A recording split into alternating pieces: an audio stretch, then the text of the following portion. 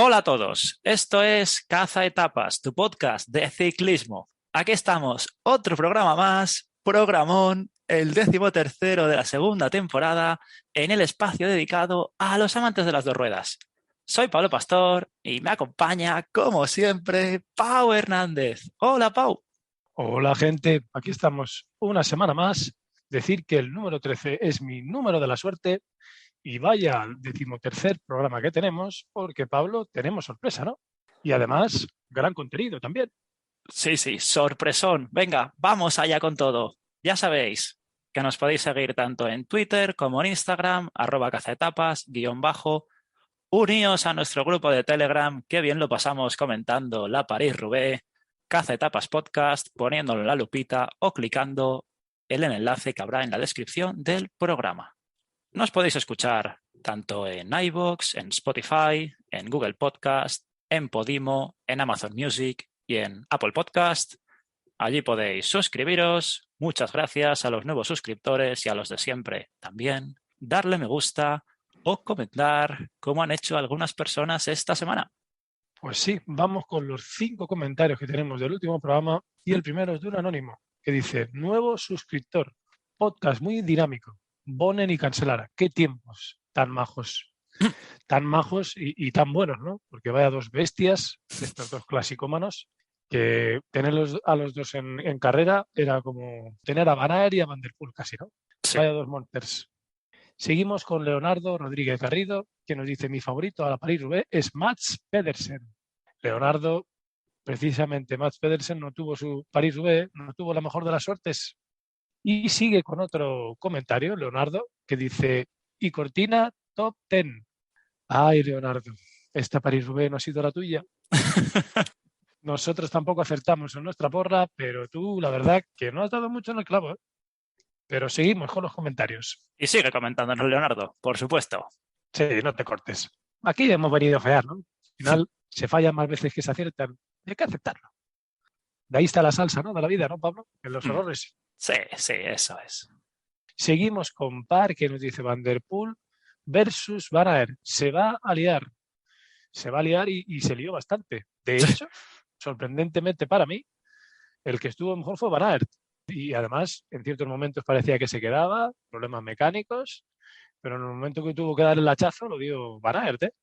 Sí que quizá un poco tarde, fue un poco a contrapié, pero esa segunda posición de Van Aert, ¿quién iba a decirlo, no? Después del COVID. Y Van der Poel en esa novena posición, entrando dentro del top 10, pero claro, noveno no es la posición que todos esperamos. Y lo que ya me sorprendió más es que en el velódromo final como que se dejó ir, ¿no? Iban un grupito de 3, 4 corredores y él dijo: bueno, me da igual quedar sexto, que séptimo, que octavo, que noveno. Me quedo con la novena posición y ya está. Y por último, Rodolfo comenta: mi favorito para la Rue es Ben Turner, a lo loco. Pues a lo loco, pero no tan loco, ¿no, Pablo? No.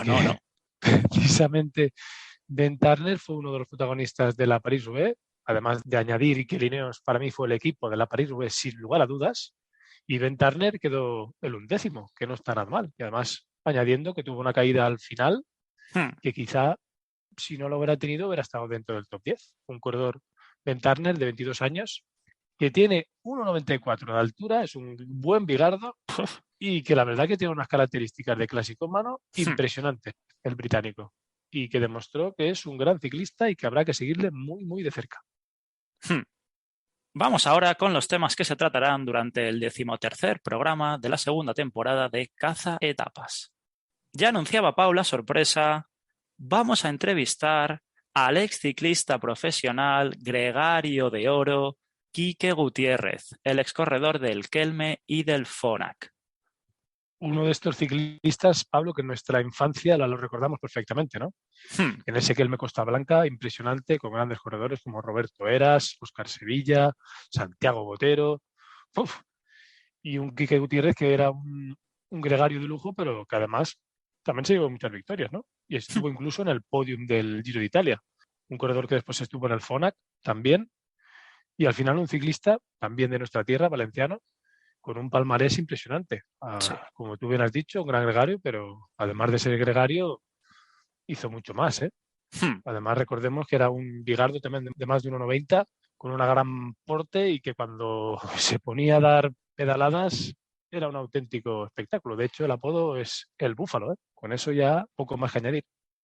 También vamos a hablar en profundidad de la París-Roubaix, por supuesto, y comentaremos las últimas carreras que se han disputado, como han sido el Tour de Turquía, el Giro de Sicilia, la Flecha Brabanzona, la Belgrado Banja la clásica Gran Besançon-Dax, el Tour de Yuga y la que aún se está disputando a día de hoy, el Tour de los Alpes.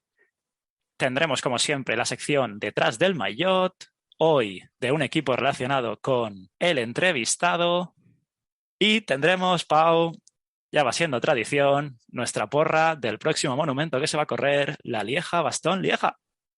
Acertaremos esta vez, Pablo. Tendremos que poner 3 nombres, ¿no? Porque si no, no hay manera, hijo mío, no hay manera de que acertemos. Con 2 ya vamos bien, cada uno, si no, esto ya es un fraude. Sí, sí. De hecho, ya lo es. Pero no se puede empezar programa de caza etapas sin saber qué tendremos hoy en Adivina quién soy. Y empezaremos con una Adivina quién soy, que es un corredor mítico, ¿cómo no? Y que además un corredor que se le dan muy bien estas 2 carreras de esta semana, como son la Flecha Valona y la Lieja-Bastogne-Lieja. Y el primer dato es que es el corredor con más victorias en la Flecha Valona. Yo creo que aquí muchos de nuestros oyentes ya sabrán quién es. De todas maneras, es un dato y seguiremos dando más porque este ciclista en estas 2 clásicas se luce y se ha lucido mucho. Como también se ha lucido nuestro entrevistado, Quique Gutiérrez, que creo que ya lo tenemos por ahí. Sí, ahí está. Vamos a empezar la entrevista, ¿no? En este programa de Caza Etapas, el podcast de ciclismo que podéis encontrar en iVoox, en Spotify, en el resto de plataformas y hoy también en YouTube, contamos con una sorpresa muy especial. Tenemos con nosotros al exciclista profesional y candidato a presidente de la Federación de Ciclismo de la Comunidad Valenciana, Quique Gutiérrez. Hola, Quique. Hola, buenos días. Buenas, Quique. Encantados de tenerte aquí, a uno de los mejores ciclistas valencianos de la historia. Y lo dicho, que ojalá pasemos un buen rato y que encantados de que estés con nosotros. Yo encantado también de que se hayáis puesto en contacto conmigo y encantado de atenderos. Vale, vamos a empezar con la presentación de la figura de Quique Gutiérrez. Estamos hablando de un exciclista profesional nacido en Valencia, nacido en 1974. Corrió en el Kelme desde 1998 hasta 2003. Después inició un periodo de 4 años en Suiza, en el Phonak y en el LPR Nava, respectivamente. En 2009 fichó por el Rock Racing estadounidense. Finalmente corrió 2 años en Colombia, donde concluyó su carrera en el Gobernación de Antioquía en 2012. Quique Gutiérrez fue un excelente gregario al servicio de corredores como Chechu Rubiera, Roberto Eras, Óscar Sevilla, Santiago Botero, Aitor González, Alejandro Valverde, Tyler Hamilton, Óscar Freire o Floyd Landis, entre otros. Aún así, también tuvo sus éxitos individuales a lo largo de 14 años como profesional. Destaca su segundo lugar en el Giro de Italia de 2006, una etapa a la Vuelta a España, 2 en la Dauphiné, un campeonato de España en contrarreloj, un triunfo parcial en la GP-MR Cortez, 1 en la Clásica de San Luis Carlos Galán o una etapa en la Vuelta a Colombia. Uf, vaya palmarés, Quique. Bueno, sí, la verdad que ha sido pues bueno, una carrera amplia. Estuve 14 años en profesional y bueno, no, la verdad que bueno, yo quiero ser modesto, no es un palmarés del cual estoy contento, pero tampoco es un grandísimo el palmarés para los años de ciclista profesional que he sido y bueno, un poco dado también las características que habéis nombrado, que era un ciclista que pues siempre estaba para trabajar para los demás, un gregario que yo creo que bastante bien valorado y bueno, mi función era de gregario y no, eso te resta un poquito tener más opciones a tener un palmarés más grande, pero bueno, creo que cuando he tenido las oportunidades de correr un poco por libre y no tener que trabajarlas, he sabido aprovechar y al final, pues bueno, el palmarés es para estar satisfecho. Es bueno, es bueno. Además, entre otras competiciones, disputó 2 mundiales en ruta con la selección española, 6 vueltas a España, 5 Tours de Francia, 3 Giros de Italia y 5 Milán-San Remo. Hay que resaltar que el búfalo, llamado así por su imponente planta y su forma de respirar, llevó durante una etapa la maglia rosa del Giro y es de los pocos corredores que ha subido al podium final de las 3 grandes vueltas, como vencedor de la clasificación por equipos. Al retirarse, Quique siguió ligado al mundo del ciclismo. Desde el año 2012 es el presidente del club ciclista Guti Vinalesa. En 2013 entró en la Federación de Ciclismo de la Comunitat Valenciana, donde ha ejercido como seleccionador autonómico en todas las categorías y coordinador técnico. También ha organizado carreras y ha sido director deportivo. Su próximo objetivo es mayúsculo. Se presenta como candidato a presidir la Federación de Ciclismo de la Comunitat Valenciana. ¿Todo en orden, Quique? ¿Nos hemos dejado algo? No, todo perfecto, así tal cual lo has contado. Muy bien, en esta primera parte vamos a entrar a hablar de la candidatura a la presidencia de la Federación de Ciclismo de la Comunidad Valenciana. Y para empezar, Quique, empecemos por la rabiosa actualidad. Amadeo Olmos no va a seguir al frente del ciclismo valenciano y tú te vas a presentar a la presidencia de la Federación de Ciclismo de la Comunidad Valenciana. Antes de entrar en detalle en el programa electoral, ¿qué o quién te animó a hacerlo? A ver, si te soy sincero, no es una persona en concreto que es la que me anime. Al final es el cúmulo de mucha gente, ¿no? que cuando se acercan las elecciones, ya de años atrás, ¿no? Pero sobre todo este último año, y cuando pues Amadeo también él decide o dice que él no va a continuar, pues hay mucha gente la que me dice que yo debo de ser el siguiente presidente, que le gustaría que fuera yo, que cumplo con los requisitos y bueno, pues la verdad que en principio pues era una cosa que tampoco era ni una prioridad para mí, pues bueno, lo escuchaba, que la gente quería y sin más, ¿no? Pero bueno, últimamente ya pues ha habido un grupo de gente que ha insistido más y al final pues he decidido tirar para adelante con este proyecto y la verdad una vez que lo he decidido pues con muchas ganas, con mucha ilusión y a tope para conseguir el objetivo y creo que tengo mucho que aportar y tengo muchas ganas de hacerlo. Ahora sí, Quique, ¿cuáles son tus ideas para mejorar el ciclismo valenciano? Pues mis ideas, en principio, la principal es que yo creo que la Federación de Ciclismo pues debe ser una federación en la que todos los federados, todos los clubes se sientan representados por igual, ¿vale? No, ni por distancia ni por afinidades de que pues, los dirigentes o el presidente en este caso o su grupo de trabajo por afinidad más a un club o a otro haya tratos de preferencia, que creo que deben de ser todos iguales, desde el norte, más al norte de la Comunidad Valenciana en Castellón, más al sur, por ejemplo, en la Vega Baja, que es lo más lejos que está de la Comunidad Valenciana. Te vas dando cuenta más ahora que estoy metido en esto y vas reunido con gente, te vas reunido con clubes, que hay clubes que no se sienten parte de la federación. Y eso es lo principal que quiero yo cambiar y que la Federación Valenciana sea la federación de todos y de todas. Muy bien, por supuesto. Y decir que en la Comunidad Valenciana hay muchísima gente que practica este maravilloso deporte, sobre todo a raíz de la pandemia. Ya anteriormente también pasaba. Pero la gran mayoría lo hace a partir de los 35 años. ¿Cómo piensas fomentar el deporte base del ciclismo? Bueno, yo creo que lo principal es que el deporte base, es verdad que de unos años hacia aquí, pues ha mejorado bastante, ¿no? El número de escuelas. Yo, por ejemplo, lo primero que hice nada más dejar el ciclismo es montar. De hecho, aún estaba en activo y ya tenía en marcha la escuela de ciclismo. Y bueno, igual que yo, pues han habido otros, pues como aquí cerca de mi casa, mi amigo Stefano Garcelli montó una escuela en la que yo al principio estuve también colaborando con él para ponerla en marcha. Y bueno, en ha crecido, yo creo que hay que seguir trabajando en esa línea, ¿no? Y una de las formas yo creo que también es, por ejemplo, el motivar a que más niños practiquen ciclismo, ¿vale? Pues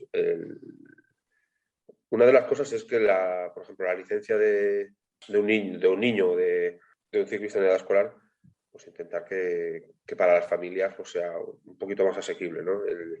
Bajar precios de licencias, que creo que en general se puede bajar en todas las categorías, pero la principal es en las escuelas. Luego, pues no puedes en las competiciones, pues intentar a mí me gusta que el ciclismo escolar pues no sea simplemente, de hecho, así siempre lo he transmitido yo en mi escuela y a todo el mundo, que cuando hablamos de ciclismo base y de ciclismo escolar, que no se base simplemente en la competición pura y dura, en resultados, en conseguir trofeos, pues en buscar otro tipo de actividades que vayan ligadas también a la competición, por supuesto, pero al final no podemos olvidarnos que la competición forma siempre parte de la formación de un ciclista, de un deportista, pero que no sea simplemente el fin. Pues buscar otro tipo de actividades paralelas que haga que niños que a lo mejor en principio no quieran, no vayan buscando el competir, tal gente que le guste la bicicleta, pues lleva a sus hijos a esas actividades y luego desde esas actividades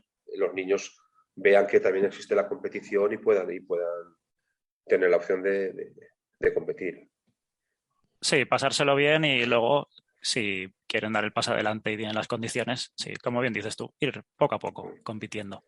Otra de las cosas que también es importante, que eso ya está en marcha, de hecho yo empecé trabajando en ese proyecto desde Federación, es el acercamiento también del ciclismo a los colegios, ¿vale? Hay un proyecto que se llama Los Ciclistas que está en marcha ahora y mi idea es, pues, una de las cosas que no simplemente es todo llegar y decir se está haciendo todo mal y hay que cambiar todo. Pues hay cosas como esta, por ejemplo, que yo creo que es importante potenciarla, pues cambiar algunos matices, algunas cositas dentro del proyecto, pero el seguir con este proyecto que estamos ahora mismo desde el proyecto de la ciclista se está llegando a miles de niños en toda la Comunidad Valenciana con este proyecto yendo a los centros escolares. El ciclismo no es solo la ruta. Está el ciclocross, que ahora en auge con esa prueba que va a haber en Benidorm, la pista, BTT, cicloturismo, adaptado, BMX, trial. Cuéntanos por encima, a grandes rasgos, qué planes tienes para que progresen y sobre todo para que pueda ser efectiva la igualdad del ciclismo femenino también. A ver, lo principal para que progresen, de hecho, tú lo has nombrado, hay disciplinas que están en auge, que se han potenciado y se potencian mucho a nivel de calendario, a nivel de apoyo desde Federación, pues como es el ciclocross, por ejemplo, que se está trabajando muy bien en ello, pero hay algunas disciplinas que están pues completamente abandonadas, ¿no? Pues, como puede ser el trial, por ejemplo, el BMX, y ahí hay mucho trabajo que hacer.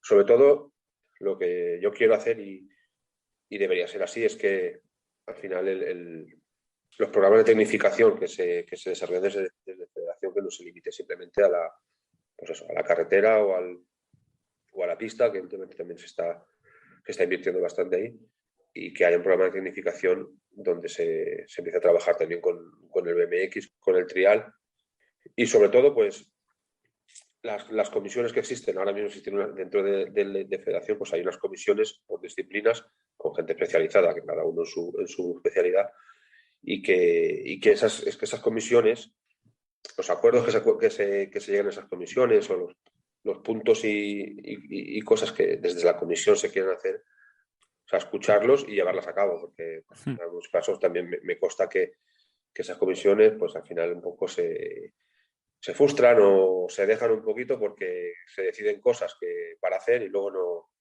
no se hacen. Entonces hay que ver desde estar pues cerca de estas comisiones y escucharlos y llevar a cabo porque al final son la gente que entiende. Yo, por ejemplo, pues, tengo que ser sincero, yo de trial pues sé poco o nada.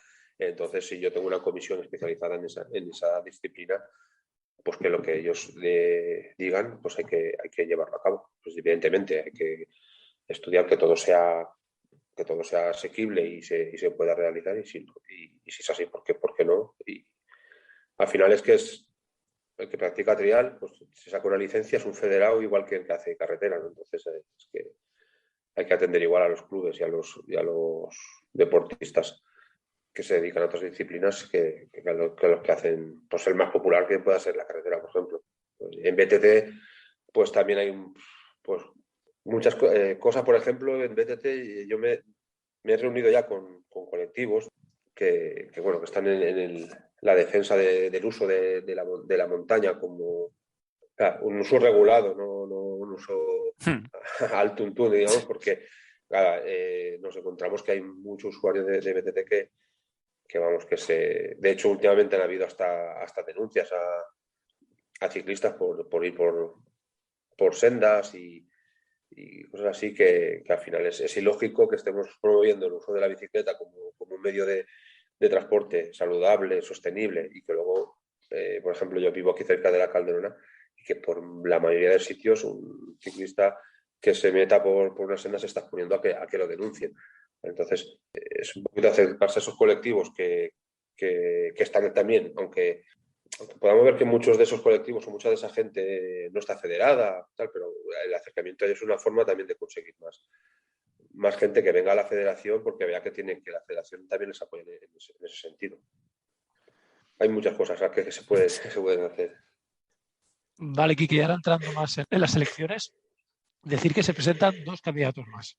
Y para los que no tenemos ni idea realmente, ¿cómo es el proceso de votación? ¿Y quién forma parte del mismo? ¿Qué nos puedes contar? A ver, el proceso de votación, lo primero que para tener derecho a voto tienes que estar federado, evidentemente. Cualquier federado puede votar. Con la condición de que tienes que estar federado el año en curso en el cual se realizan las elecciones, o sea, en este año, y el año anterior a las elecciones. Una persona que se saca licencia ahora no tendría derecho a voto, tiene que tener licencia el año anterior. Y con los clubes exactamente lo mismo. Un club tiene que estar federado desde el año anterior a las elecciones como mínimo. ¿Vale? Y luego el proceso, primero se tiene que conformar una asamblea, ¿vale? Y esa asamblea está representada por 4 estamentos, ¿vale? El estamento de clubes, el estamento de deportistas, el estamento de técnicos y el estamento de árbitros, ¿vale? Cada estamento tiene un porcentaje dentro de la asamblea. Por orden de importancia o de orden de cantidad de representantes son los clubes los que más tienen, luego son los deportistas, luego los técnicos y luego los que menos los árbitros. En principio, pues ha habido en las últimas elecciones, pues como digamos que no había oposición, había un único candidato, la asamblea prácticamente se formaba sin que hubiera elecciones en ninguno de los estamentos, porque se presentaban prácticamente los justos que tienen que haber en cada estamento y pues a lo mejor en alguno de los estamentos sobraba un candidato por ejemplo, a árbitro o a técnico y entonces había que hacer elección a ese estamento. Este año, lo normal, lo que va a suceder es que si finalmente los 3 candidatos que hemos hecho público que nos queremos presentar a las elecciones, si continúa adelante, es que en cada estamento va a haber elecciones para sacar la asamblea. Entonces, habrá primero una primera vuelta, como si dijéramos, que es sacar los asambleístas y ya luego los asambleístas, una vez conformada la asamblea, esos asambleístas son los que votan cada uno individualmente a su candidato. Muy bien. No sé si ha quedado un poco claro. Es un poquito complejo, pero bueno, es la forma. Y luego una de las formas de tener voz o voto dentro de las elecciones, presentándose a asambleísta, cualquier federado en su estamento, por ejemplo, un técnico que tenga el título, la licencia de entrenador de ciclismo, de director deportivo nivel 1, nivel 2, nivel 3. Él voluntariamente, cuando se abre el periodo, que eso se hace público en cuanto desde Consellería lo digan, se hará público que se abre el periodo a la libre presentación a asambleísta, cualquiera libremente se presenta a asambleísta, ¿vale? Y luego, si el que no se presenta a asambleísta, también tiene luego derecho a votar a qué persona quiere que luego le represente en la asamblea, ¿vale? O sea, hay 2 formas. Directamente presentándote a asambleísta, o si no eres asambleísta, luego tienes derecho a votar en esa primera vuelta, digamos, de candidaturas a asambleístas. Muy bien, Kike, sí que es un poco complejo, ¿eh? Mientras ganes, a nosotros ya nos vale. Y ahora, hablando de ciclistas valencianos, hay un buen número de ellos en la élite. Y para no dejarme a nadie, ¿qué valoración nos puedes hacer de ellos? A ver, ahora mismo en la élite, pues yo creo que tenemos el máximo representante, o de hecho, y encima es que acaba de pasar a profesional Sí. y en el que todos tenemos la esperanza de que sea, pues, de que pueda llegar a ser una gran figura del ciclismo, es Ayuso, ¿no? Que bueno, yo creo que ya desde bien jovencito venía demostrando que así podía ser, pero yo creo que enseguida las primeras de cambio nos han demostrado que es así, ¿no? Y de hecho este año no ha inaugurado el palmarés aún por muy poquito, pero bueno, ya está disputando las carreras importantes.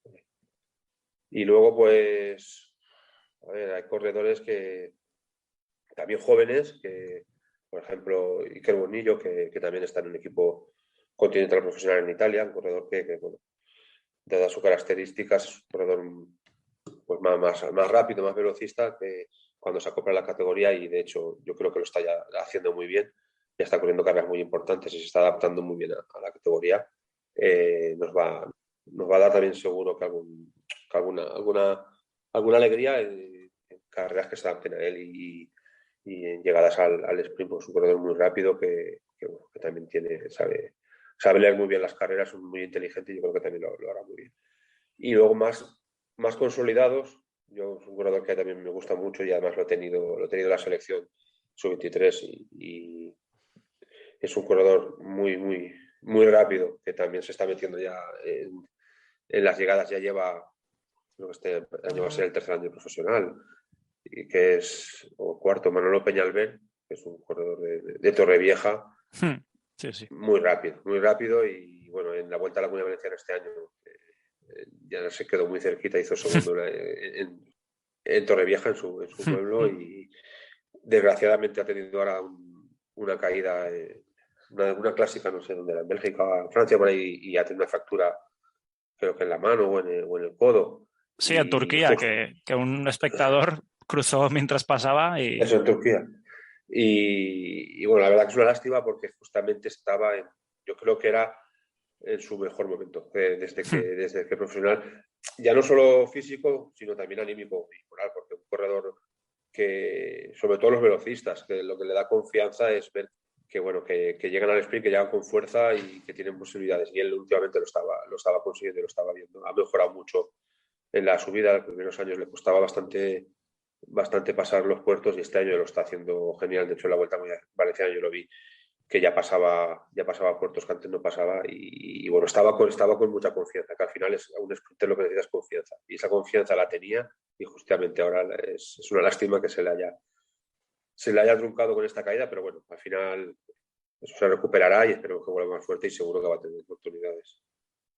Y luego, pues bueno, tenemos corredores que ya pues, tenemos a los Cabedo, a los Pellegrí, tenemos buenos corredores y luego pues corredor que le tengo yo especial cariño, porque también me lo he criado desde prácticamente no, desde escuelas, empezó conmigo en la escuela, que es Joan Bou, que está ahora mismo disputando el Tour de los Alpes y es un corredor muy completo, ¿vale? Estamos, pues bueno, le falta quizá, ya le toca esa victoria que un poco lo ratifique, pero es un corredor muy completo, un corredor de equipo que bueno, ya yo creo que en los años que lleva ya se ha afianzado como buen profesional, que lo es. Hizo muy buena Vuelta a España, esta última Vuelta a España, y bueno, esperemos que ese puntito que le falta, que es el conseguir la victoria, que lo consiga pronto.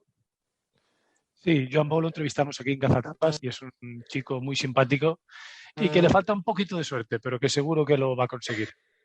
Esperemos. Sí, seguro. Tenemos ganas. Seguro. Vamos a pasar ahora, Quique, a esta segunda parte de experiencias como profesional y decir que, como hemos mencionado en la presentación, fuiste profesional desde 1998 a 2012. Tu etapa en el Kelme fue la más longeva, con 6 temporadas. Si te parece, vamos a abordarla en diferentes tramos. El año antes de ser profesional ya fuiste campeón de España de contrarreloj. En tus 2 primeros años ya debutaste en el Giro de Italia, quedando el 11º en el prólogo y en varios monumentos también estuviste.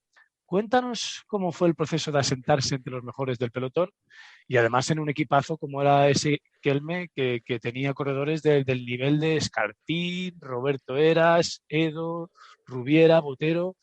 Buf, equipazo y ¿qué sentiste al estar en un equipo como este y debutar en un equipo así también, aquí y además en nuestra zona?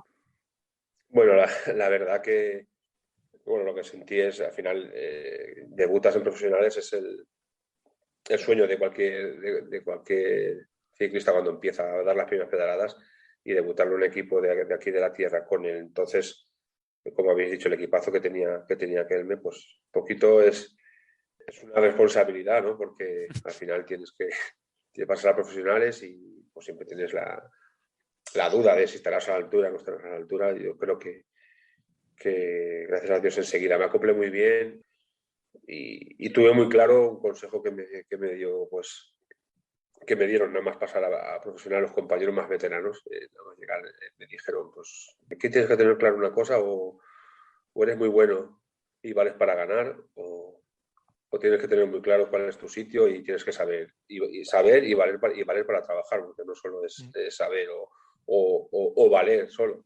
Hay que tener las dos cosas, valer y saber trabajar. Y yo creo que eso pues, enseguida pues lo tuve muy claro y por mis características, que no soy un corredor rápido, que tenga final y que sepa definir, pues tuve claro que me tenía que convertir en un buen gregario y creo que él también, el haber estado rodeado de todos esos corredores que has nombrado, que eran pues grandes líderes y grandes gregarios también, pues me ayudó mucho a enseguida aprender el oficio y llevarlo a cabo, que creo que bueno, creo que lo supe hacer y al final pues lo que habéis dicho cuando habéis nombrado el número de vueltas, de grandes vueltas por etapas que he disputado, yo creo que el disputar 14 vueltas por etapas de las grandes vueltas en toda mi carrera es un poco el resultado de eso, de que yo prácticamente de principio de año, cuando se planificaba la temporada del equipo para las grandes vueltas, era de los fijos en las grandes vueltas. No me tenía que ganar el puesto. A ver, al final siempre tienes que estar a la altura, si llega el momento no estás, pero eso te da mucha tranquilidad el saber que eras de los fijos para el Tour o para el Giro o para Tour y Vuelta o para Giro y Vuelta, siempre 2 vueltas grandes al año. Y eso es porque al final los líderes son los que prácticamente ellos son los que lo demandan, tener a su gente de confianza al lado y el ser un buen gregario pues te lleva a eso. Quique, 2000 es un año especial para ti. Victoria de etapa en el Gran Premio MR Cortez, tu primera aparición en la Vuelta. ¿Y de qué manera? Roberto Eras, vuestro líder, ganó. Tú hiciste top 10 en 2 etapas. Además, corriste el Mundial en ruta, donde Óscar Freire fue bronce. Pero lo más importante, el Giro de Italia. 4 etapas entre los 6 primeros y esa octava etapa en la que te pusiste líder, pudiendo llevar la maglia rosa durante la novena. Uf, vaya año. ¿Cómo lo viviste y qué sentiste especialmente llevando la maglia rosa? La verdad que fue, pues, como dices tú, en mi tercer año de profesional. Ya había debutado en el 98, mi primer año ya había debutado en el Giro de Italia.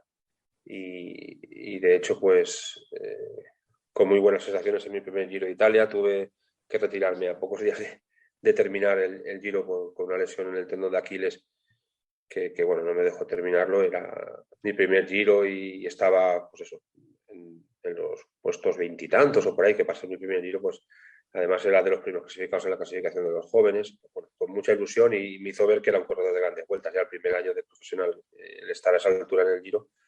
Luego en el 99 no hice ninguna de las grandes y en el 2000 fue, como has dicho, pues ya el año en que pues bueno, me di ya un poco a conocer o decir, este es Quique Gutiérrez, ¿no? Como tú has dicho, me puse de líder en el Giro, ya había inaugurado mi palmarés en una vuelta por etapas en Portugal, que es la que habéis nombrado, y bueno, el estar de líder en el Giro fue, la verdad que muy, muy bonito, muy bonito porque parece, en principio no te lo crees, o sea, estás en el podio de una gran vuelta y bueno, aunque fue pues un poco fugaz el llevarlo un día solo, yo era muy consciente que el día siguiente de coger el líder, aparte del palizón que me pegué esa etapa, la recuerdo que fue brutal porque en principio creo que eran 230 kilómetros de etapa Y por un tema de un derrumbe en una montaña y tal, hubo que variar el recorrido. O sea, y para no cruzar esa montaña se aumentó la etapa en 40 o 50 kilómetros. O sea, al final la etapa fue casi como una gran clásica, 280 kilómetros casi de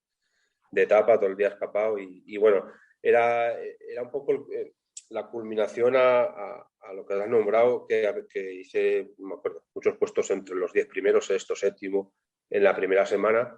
Y eso me llevaba pues, por bonificaciones y por meterme en las llegadas y tal, pues estaba bien colocado y al final se convirtió en un objetivo mío y del equipo. Se planteó esa etapa para ir a por al liderazgo y bueno, tuve de compañero la escapada a Pipe Gómez, a Castelblanco, que hicieron un trabajo brutal. Y bueno, salió redondo y conseguimos, era el mejor clasificado de esa escapada en la general. Y bueno, el objetivo era conseguir el líder y sin pensar ya luego si lo iba a llevar un día, 2, 3. De hecho, era lo que te decía en principio, era consciente que la etapa del día siguiente era una etapa ya de alta montaña. Y bueno, no tuve la suerte que se puede tener en otros casos cuando coges el líder y a lo mejor vienen 3 o 4 etapas muy suaves y tienes la oportunidad de lucirte 3 o 4 días con el maillot de líder. Al día siguiente era una etapa que no, muy dura para mí, como te digo, con el palizón que llevaba del día anterior, de haberlo dado todo para conseguir el maillot. Pues bueno, no lo pude mantener, pero bueno, queda ese recuerdo que eso, bueno, eso ya no me lo quita nadie, haber llevado el maillot rosa sobre mis espaldas. Eso por supuesto que no. En los 3 años siguientes disputaste 3 Tours de Francia, haciendo top 10 en 4 etapas y quedando el 25 en la general en 2001. 2 vueltas a España, ayudando a Aitor González a vencer en una de ellas y a un tal Alejandro Valverde a hacer podium con 23 años en otra, siendo top 10 en 5 etapas también, en la Vuelta a España. También participaste en el Mundial en Ruta en 2002. Y por último, ganaste una etapa en la Dauphiné, que es una de las mejores carreras por etapas de una semana. Relátanos qué recuerdas de esos años y especialmente de tu triunfo en la etapa de la Dauphiné. Bueno, pues la verdad que al final la Dauphiné, gané etapa en Dauphiné en 2000, me parece que sí, en 2000 también gané etapa en Dauphiné, en 2000 y en 2004. ¿Vale? El Dauphiné es una carrera que se le daba muy bien. De hecho, se daba la característica es que pues bueno, es una carrera que, como sabéis, es previa al Tour de Francia. Queda muy poquito para el Tour. Normalmente los grandes líderes que van a disputar el Tour acuden a la Dauphiné sin estar en ese puntito, que se guardan ese puntito de forma para no llegar a tope al Tour y aún no están al 100% y corren un poquito sin la presión, esa un poquito más liberados de esa presión que van a tener luego en el Tour. Entonces los gregarios en este caso, como era el mío, estábamos un poquito más libres para hacer nuestra carrera y yo siempre llegaba al Dauphiné. De hecho llegaba siempre prácticamente al 100% porque sabía que ahí iba a tener mi oportunidad y lo pude aprovechar en dos ocasiones, ganando 2 etapas de la Dauphiné, ¿vale? Y bueno, pues como has dicho, pues eso, el haber trabajado para que Aitor consiguiera una vuelta, que Roberto Heras también en otra vuelta también ganara la vuelta, es satisfactorio. Y al final también tienes el premio que también yo siempre lo recalco porque para mí es bastante importante. Y de hecho ahora pues ya como técnico, como cuando llevo equipos, la clasificación por equipos es algo que siempre me ha gustado mucho y me gusta porque al final es un premio para el trabajo que han hecho todos y el haber subido en las 3 grandes vueltas al podium como ganador por equipos, pues es también algo muy, muy gratificante. Y de hecho, en el Tour tuve bastante parte de ese premio por equipos porque normalmente, no sé si sabéis que para la clasificación por equipos cuenta el tiempo de los 3 primeros clasificados del equipo en cada etapa. Entonces a mí muchas veces me tocaba, pues después de haber hecho el trabajo y de estar a lo mejor en una fuga o tirando o trabajando con un líder, que llega al último puerto y pues estás deseando de relajarte y subir tranquilo para pensar en el día siguiente y reservar fuerzas, pues me tocaba, a lo mejor te decían, no, tienes que seguir a tope porque eres el tercer hombre y eres el que puntúas para por equipos. Entonces, muchas veces no. En ese tour fue especialmente para mí duro porque el tener normalmente era casi siempre era ese tercer hombre que no me podía relajar ningún día. O sea, hay días que dices, bueno, me relajo, hago grupeta, llego a 20 minutos, llego dentro del control y mañana más, ¿no? Pues ese tour no lo pude hacer en ninguna de las etapas y bueno, y es pues eso, al final es tener claro cuál es tu trabajo y te toca hacerlo y ya está. Pero bueno, es gratificante y de verdad que estoy orgulloso de ello. En esa época, Quique, el Kelme era un equipazo enfocado a la montaña, con nombres como, hemos dicho antes, Escartín, Eras, Rubiera o Botero. Ahora, jugando un poco a ciclismo ficción, ¿crees que con tus cualidades de ciclista todoterreno, que ibas, sí, bien en casi todos los ámbitos, hoy en el ciclismo moderno serías líder de un equipo? Decir ser líder en el ciclismo moderno es decir mucho, ¿no? Pero bueno, creo que por mis características podría serlo, porque cada vez se tiende más, de hecho ahora es así, a que los líderes ya no seamos un gran escalador o un corredor que simplemente sea muy bueno en contrarreloj. Yo creo que cada vez hay corredores que son ahora líderes más de mis características. Ahora pasamos ya a ese año 2004, que fichas por el Phonak suizo, un equipo con grandes nombres y empiezas de forma excepcional, como has dicho anteriormente, con una etapa en la Dauphiné. Una Dauphiné espectacular para vosotros, donde estuvisteis 3 corredores en el top 6 final. Segundo lugar para Santi Pérez en la Vuelta a España y te impusiste en la etapa con final en Navacerrada. ¿Cómo se produjo el cambio de equipo? ¿Y qué recuerdas de ese gran triunfo en la Gran Vuelta, en la Vuelta a España?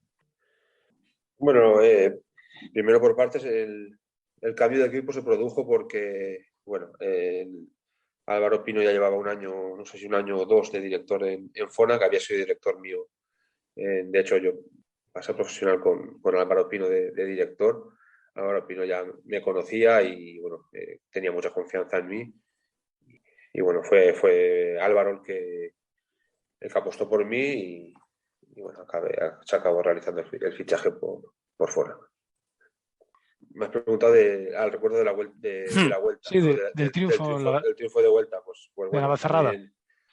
también es el recuerdo te queda el conseguir pues, otro de los objetivos, ¿no? Principales que tienes como ciclista profesional. Primero es afianzarte como buen ciclista profesional, luego participar en una gran vuelta, ya es un objetivo, y luego ganar una etapa en una gran vuelta. Y bueno, pues fue muy gratificante conseguir esa etapa. Y bueno, después de una vuelta en la que iba pues eso, trabajando mucho para Santi, buscando la etapa en varias ocasiones en fugas. Y bueno, estaba en un gran momento y lo aproveché y fue muy bonito, la verdad, el conseguir esa victoria en Nueva Zelanda. Estos días que la estábamos reviviendo, cómo soltaste el hachazo a falta de 7 kilómetros en una escapada que había gente de nivel, ¿eh? Como Eladio Jiménez, que lo daban como favorito, y tú lo diste y ya no te pudo coger. Sí, correcto. Eladio era pues en esa escapada y al final, en un final como el de Navacerrada, que es un corto ya de entidad, en realidad pues, sobre el papel era el más escalador, ¿no? Y un corredor que ya había ganado etapas pues eso, ha ganado en Aitana, perdón, en el Chorre de Catí, corredor escalador puro. Pero la verdad muchas veces ya a esas alturas de vuelta, porque recordar que era, no sé si el penúltimo día faltaba, era o el penúltimo o el antepenúltimo, la etapa 20 o 19.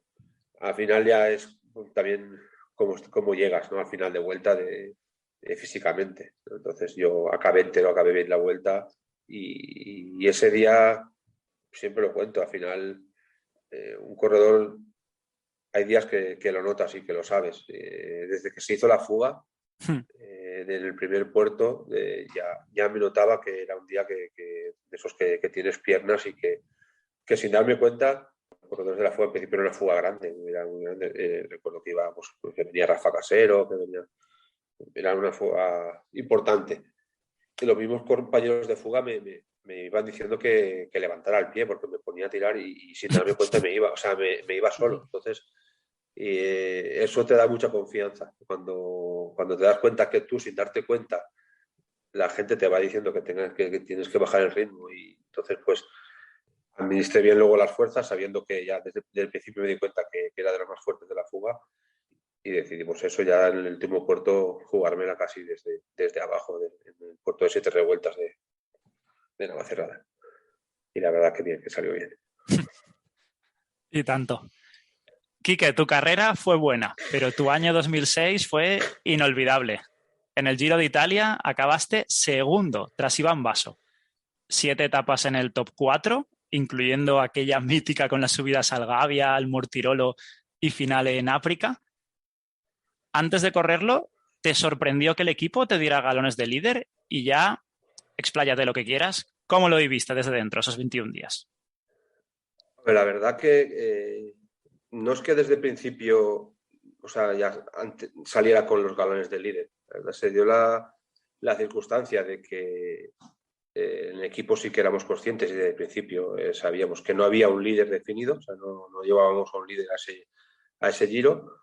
Y bueno, pues entre los compañeros que podíamos tener opciones a hacer un buen Giro, estaba Víctor Hugo Peña, estaba Axel Mex, que estaban también muy bien. Yo es verdad que venía de hacer un Tour de Georgia muy, muy bueno, de estar disputando la general también, y iba con mucha confianza. Entonces, antes de salir, se nos dejó claro que el corredor, que en cuanto hubiera pasado la primera semana y hubieran habido ya 2 etapas un poco claves, estuviera mejor colocado, era para el que se iba a trabajar y el que iba a ser el líder.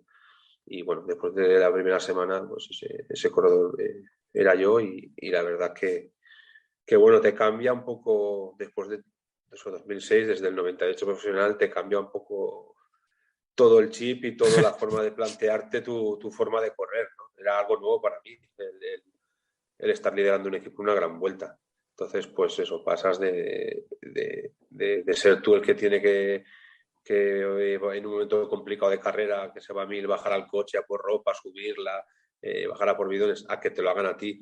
La verdad que en principio dices, joder, macho, qué pasada, ¿no? Pero a la vez dices, ostras, me quedan 2 semanas más en las que después de lo que están confiando en mí no puedo fallar, ¿no? Entonces es una presión añadida y no es fácil, y más en Italia, que me estaba disputando el Giro con pues todo italianos, eran todo italianos, Simoni, Basso, Cunego, Salvodelli, y allí la presión mediática era brutal.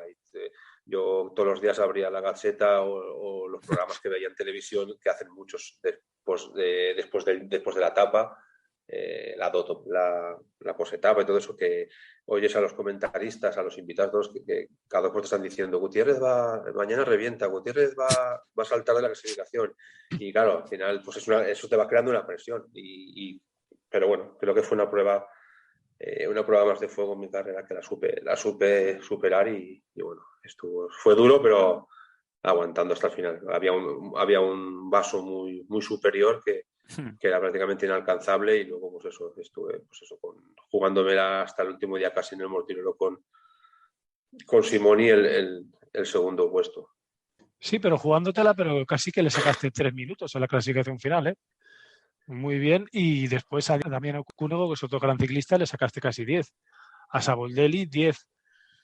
Grandes ciclistas italianos que, como tú dices, en Italia seguro que te metían presión para que tú bajaras del podio, pero al final conseguiste esa gran posición en un Giro de Italia con una gran participación, la verdad. Sí, como te digo que, a ver, estaba muy bien, ¿no? Estaba muy bien de forma y supe gestionar todo eso. El día del Mortirolo, pues ahí pasé un momento un poco crítico, que se fue Simoni con Basso por delante. Y bueno, aunque tenía bastante colchón, pues bueno, también supe ser frío y poner mi ritmo y no cebarme en que se me pudiera ir. Y bueno, pude aguantar. Ahí también se dio la circunstancia de que, gracias a mí, entre Basso y Simoni ese día, después de bajar el Mortirolo de cara a África, entre ellos hubo bastante polémica, fue polémico, hubo tensión porque no había acuerdo, porque Simoni quería ganar la etapa y Vaso no la dejaba y tal. Entonces llegó un momento que Simoni le dijo que no le relevaba, y Vaso, cuando le dijo que no le relevaba, lo que hizo fue dejárselo y se le fue solo. Entonces, en cuanto Simoni se quedó solo, pues ya para mí fue cuando me dijeron por el pinganillo que Simoni ya no iba con Vaso. De hecho, empecé a recortarle tiempo y bueno, la verdad que bien, la verdad que se gestionó bien. Posteriormente, en 2007, corriste en otro equipo suizo, el LPR Nava, destacando tu quinta posición en la Strade Bianche. ¿Qué balance haces de esa temporada? Bueno, fue una temporada difícil, ¿no? Porque venía pues eso, de un año después del Giro que fue complicado, porque, bueno, sabéis, con todo el tema de la operación Puerto y tal, y hubo ahí un poquito de parón. Al final conseguí, pues eso, encontrar hueco en el equipo LPR, que era, pues, un equipo que tenía muy buen calendario, sobre todo en Italia. Y bueno, correr luego la Strade Bianche, creo que esa fue la primera edición que se hizo de la Strade Bianche. Una carrera nueva que nadie conocía y que bueno, que mira ahora se ha convertido en una de las grandes clásicas. Y bueno, fue una carrera dura y bonita, pero que se me dio bien. Yo sabía que se me iba a ir, porque yo desde siempre he practicado en categorías inferiores ciclocross, y bueno, al final te da una habilidad extra en ese tipo de terreno, y bien, la verdad que muy bien. De hecho, hasta no hace mucho, pues hasta que Valverde la ganó, creo que era el corredor español mejor clasificado en esa, Sí. en esa carrera. Efectivamente. Y bueno, sí. Fue complicada también esa carrera, porque me recuerdo que, pues, el equipo de CSC, que estaba Colomnev, creo que Colomnev fue el que la ganó ese año, sí. Al final de cada meta iba con 4 corredores del CSC, con 3 del Saunier Duval y yo solo. Y bueno, me lo pusieron difícil. Y bueno, al final pude hacer quinto, que creo que es una buena clasificación, y de la que también es una carrera que, con el rendimiento que tuve en ella, pues estoy satisfecho. Es una carrera bonita. Y tanto, y tan bonita, ya lo dices. Tu periplo suizo concluyó y en 2009 diste el salto a Estados Unidos, concretamente al Rock Racing, un equipo con 3 años de vida y en el que tú eras uno de los veteranos. ¿Qué recuerdas de ese año? La verdad que el recuerdo que tengo de ese año es de un ciclismo, no sé, completamente diferente, ¿no? a lo que había vivido hasta entonces, con un patrocinador, yo diría, un tío súper excéntrico, que le gustaba el ciclismo, pero vamos, venía del mundo de la moda, del mundo del rock, y era todo muy raro, muy raro. El tío, lo que más que el rendimiento, más que los resultados, el tío era un tío de espectáculo, y lo que le gustaba era el espectáculo, montar el show en las salidas con su equipo. Llevaba ahí un camión con pantallas gigantes, con música de rock a tope, y la verdad que el hombre pues conseguía lo que quería, que era atraer al público, porque levantábamos una expectación ahí por donde íbamos en todas las carreras de Estados Unidos, que era brutal, ¿vale? Y bueno, la verdad que de aquella época tendría anécdotas algunas que se pueden contar y otras que no se pueden contar, porque aquel hombre estaba como una regadera. Pero bueno, yo invirtió en ciclismo, y de hecho llegó a fichar, no coincidí yo con él, creo que fue el año anterior, llegó a fichar a Cipollini y todo, ¿sabes? Que era entonces eso, una estrella mediática, y bueno, pero bueno, al final son experiencias de la vida que están ahí, y que todas suman, ¿no? Y una época bonita también, porque también, pues eso, al final nos juntamos ahí, Botero, Sevilla, Mancebo, compañeros míos con los que ya eran, pues más que compañeros, eran amigos, y bueno, la verdad que lo pasamos bien en esa época en Los Ángeles. ¿Y alguna anécdota que se pueda contar? Las que no se puedan contar, no, pero alguna que se pueda No, contar. a ver, las que no se puedan contar tampoco es que, nada, que se haga nada especial, pero bueno. De que se puedan contar, pues por ejemplo, estamos disputando un Tour de Utah con Mancebo, con Paco Mancebo, que de hecho lo ganamos con él, al final ganó la general. Y estando Mancebo de líder, había un final de etapa. O sea, acabamos una etapa, el día siguiente era el final de etapa en Bear Mountain, o sea, un puerto de montaña allí, una estación de esquí, era un puerto durísimo, la etapa reina, y después de la etapa por la tarde viene Michael Ball, bueno, el patrón del equipo, el dueño, le llama al director al director del equipo y le dice que quería por la tarde que los chicos que sus corredores estuvieran arriba del puerto ese, que había el tío alquilado allí una casa que aquello, bueno, más que una casa era una mansión, con cine, y el tío se cogió un helicóptero, se plantó allí y dijo que los quería allí ese día. Y claro, el director del equipo, que era Rudy Pemenas, claro, decía que no, que nosotros estábamos como a 2 horas de allí, alojados, que nosotros estábamos concentrados, que al día siguiente teníamos que disputar la etapa y el tío dijo que el que pagaba era él y que él que había invitado allí a un montón de amigos suyos y que teníamos que estar allí, que él quería allí exhibir a su equipo y claro, pues para allá, para arriba. Y llegamos allí, pues cena, fiesta, o sea, una fiesta americana pura y dura. Y claro, eso era donde terminaba la etapa el día siguiente. Claro, pues estar allí, aguantar la cena, la fiesta, bajarse para el hotel, y al día siguiente la etapa y salir, y claro, a defender el líder. Claro, eso es lo que te contaba antes, que son cosas, situaciones que son un poco irreales, y en el ciclismo que conocíamos de cuidarse de todo tipo, disputando una vuelta, estar los corredores pues de fiesta, ¿sabes?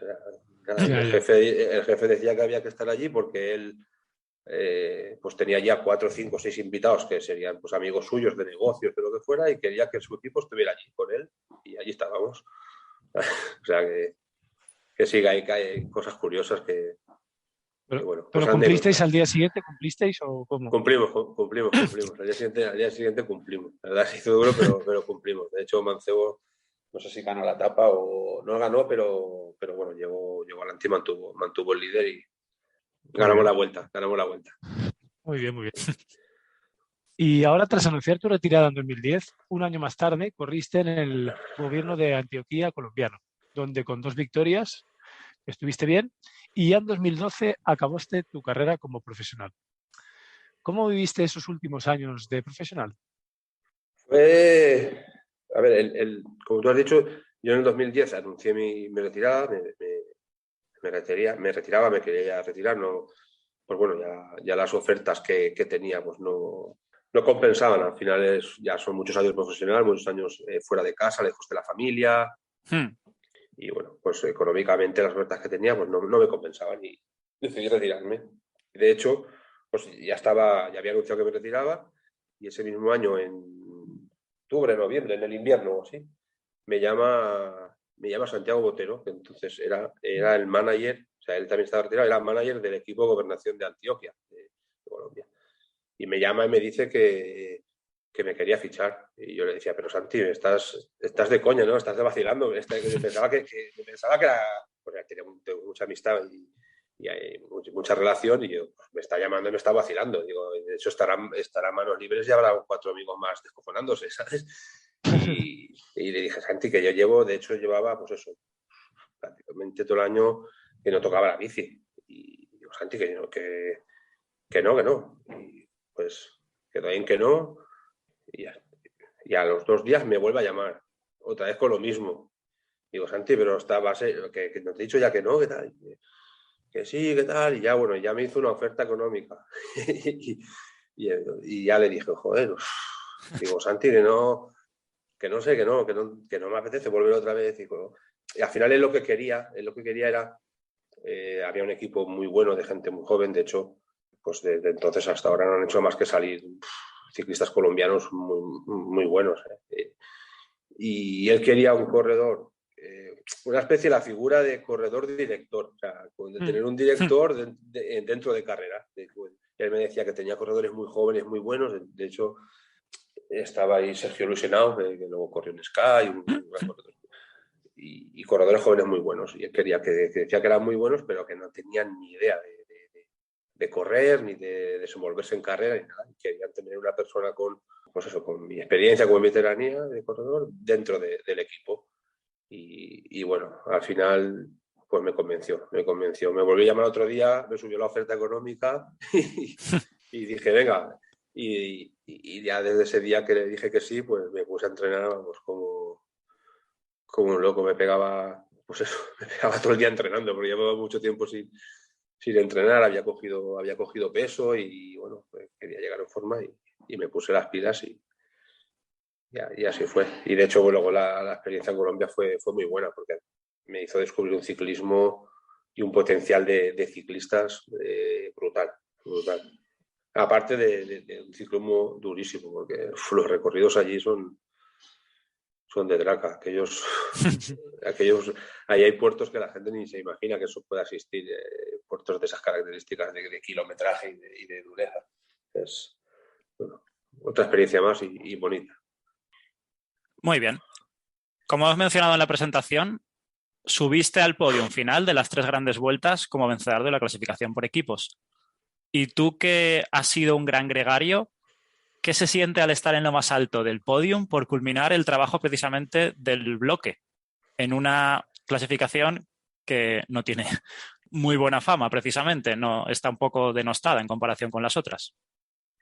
Pues bueno, como he dicho ya antes, ¿no? Y yo lo he avanzado, para mí es una clasificación que para mí particularmente no está nada denostada. Yo creo que es muy bonita, porque al final es el recoger un fruto de todos, y están todos en ese momento recogiéndolo, porque cuando está el líder solo, pues bueno, es bonito, ¿no? Porque al final tú estás viéndolo desde abajo, estás viendo a tu líder cogiendo el trofeo o cogiendo el maillot de líder, y es una satisfacción personal muy grande, porque tú, aunque no estés arriba, sabes que tienes parte de ello, ¿no? Pero al final el estar todo el equipo allí es muy bonito, y para mí es una de las experiencias más bonitas que recuerdo, el estar con todo el equipo en el podium de Milán, en el podium de París y en el de Madrid, en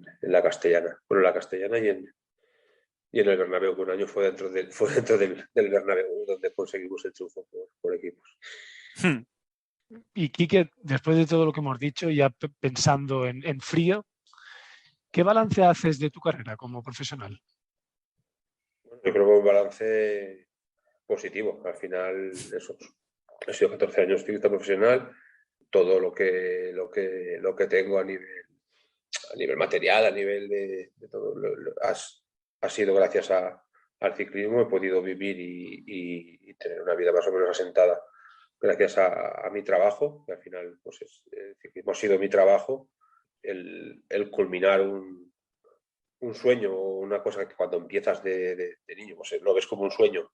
Cuando empecé en escuelas con 12 años, el llegar a solo llegar a ser ciclista profesional ya es un sueño. Y si luego, pues, cuando lo consigues, es tu medio de vida y consiguiendo pues triunfos y al final de la carrera haber tenido pues todo lo que hemos comentado ahora, ¿no?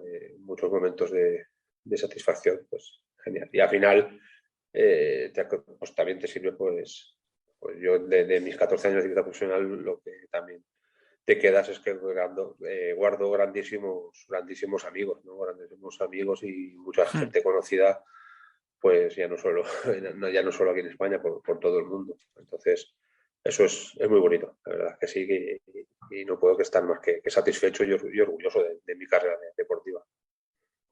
Y tanto como para no estarlo. Ya hemos dicho todo el palmarés, todas las preguntas. Ya lo ha dicho Pau antes, al principio, uno de los mejores ciclistas valencianos que ha habido y un gregario de oro, la verdad, Quique. Ahora, para ir concluyendo, vamos a realizarte nuestra sección llamada A Tumba Abierta, una serie de preguntas y respuestas cortas para poder conocerte mejor, junto con preguntas de tu carrera deportiva. Intenta contestar lo más rápido posible, ya que cronometramos y vamos estableciendo una clasificación con los invitados que vamos teniendo. Está en cabeza Chomín Juaristi, el corredor de Euskaltel, con 1 minuto y 48 segundos. Pau te formulará las preguntas y tienes un pasapalabra que usa porque será muy importante. Muy bien, vamos allá. Son fáciles, ¿eh? Lo importante es la velocidad. Venga. Sí. A ver, espera, prepara el cronómetro. 3, 2, 1, ya. Tu primera bicicleta, Una Torrot. define en pocas palabras qué es para ti el ciclismo. Una pasión. Tu mejor carrera, El Giro de Italia. la clásica favorita que disputaste De Lieja a Bastogne Lieja. y la gran vuelta. El Tour de Francia. ¿Recuerdas el nombre de la ciudad italiana en la que acabó la etapa del Giro de Italia en la que te fundaste la Maglia Rosa? Prato. El mejor compañero con el que has corrido. Checho Rubiera. ¿Y el más gracioso? Ángel Vicioso. La temporada en la que más disfrutaste. 2004. ¿Qué ciclista albaceteño de 45 años y aún en activo corrió contigo la Vuelta a Colombia Óscar en Sevilla. 2011? Vale. ¿Tu mejor rival? Iván Basso. Crono, etapa llana, media montaña o etapa montañosa. ¿Con cuál te quedas? Etapa montañosa. ¿Tu mayor motivación a día de hoy? Conseguir ahora mismo ser presidente de la Federación de Ciclismo. ¿Un deporte que no sea el ciclismo? Fútbol. ¿Tu mayor locura encima de la bicicleta? Mi mayor locura encima de la bicicleta. Hacerme 8 horas de bicicleta. Ya estamos casi. ¿Cuál dirías que fue tu mejor recuerdo? Mi mejor recuerdo el estar en el podio de Milán. Y al contrario, ¿recuerdas tu momento de mayor sufrimiento? De mayor sufrimiento, el primer Giro de Italia, en mi primer año profesional, en el 98, que me tuve que retirar faltando 2 días para acabar. El tiempo ha sido de 1 minuto 47 segundos. Olé. Gregario, pero has demostrado que eres todo un líder. Te pones en cabeza de la clasificación. Vaya. Y por un segundo, ¿eh? Ajustado ahí. Vaya. Muy bien. Bueno, Muy bien, Quique, muy bien. pues nada.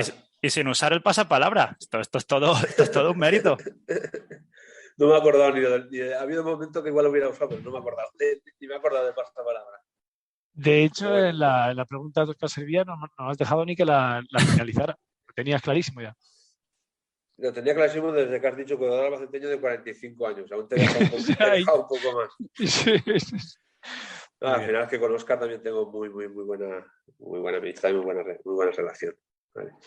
Lo que no sé contesta una, no sé si vale si es correcta o no, porque no sé si en la del final de etapa del Giro que me puse líder si era Prato.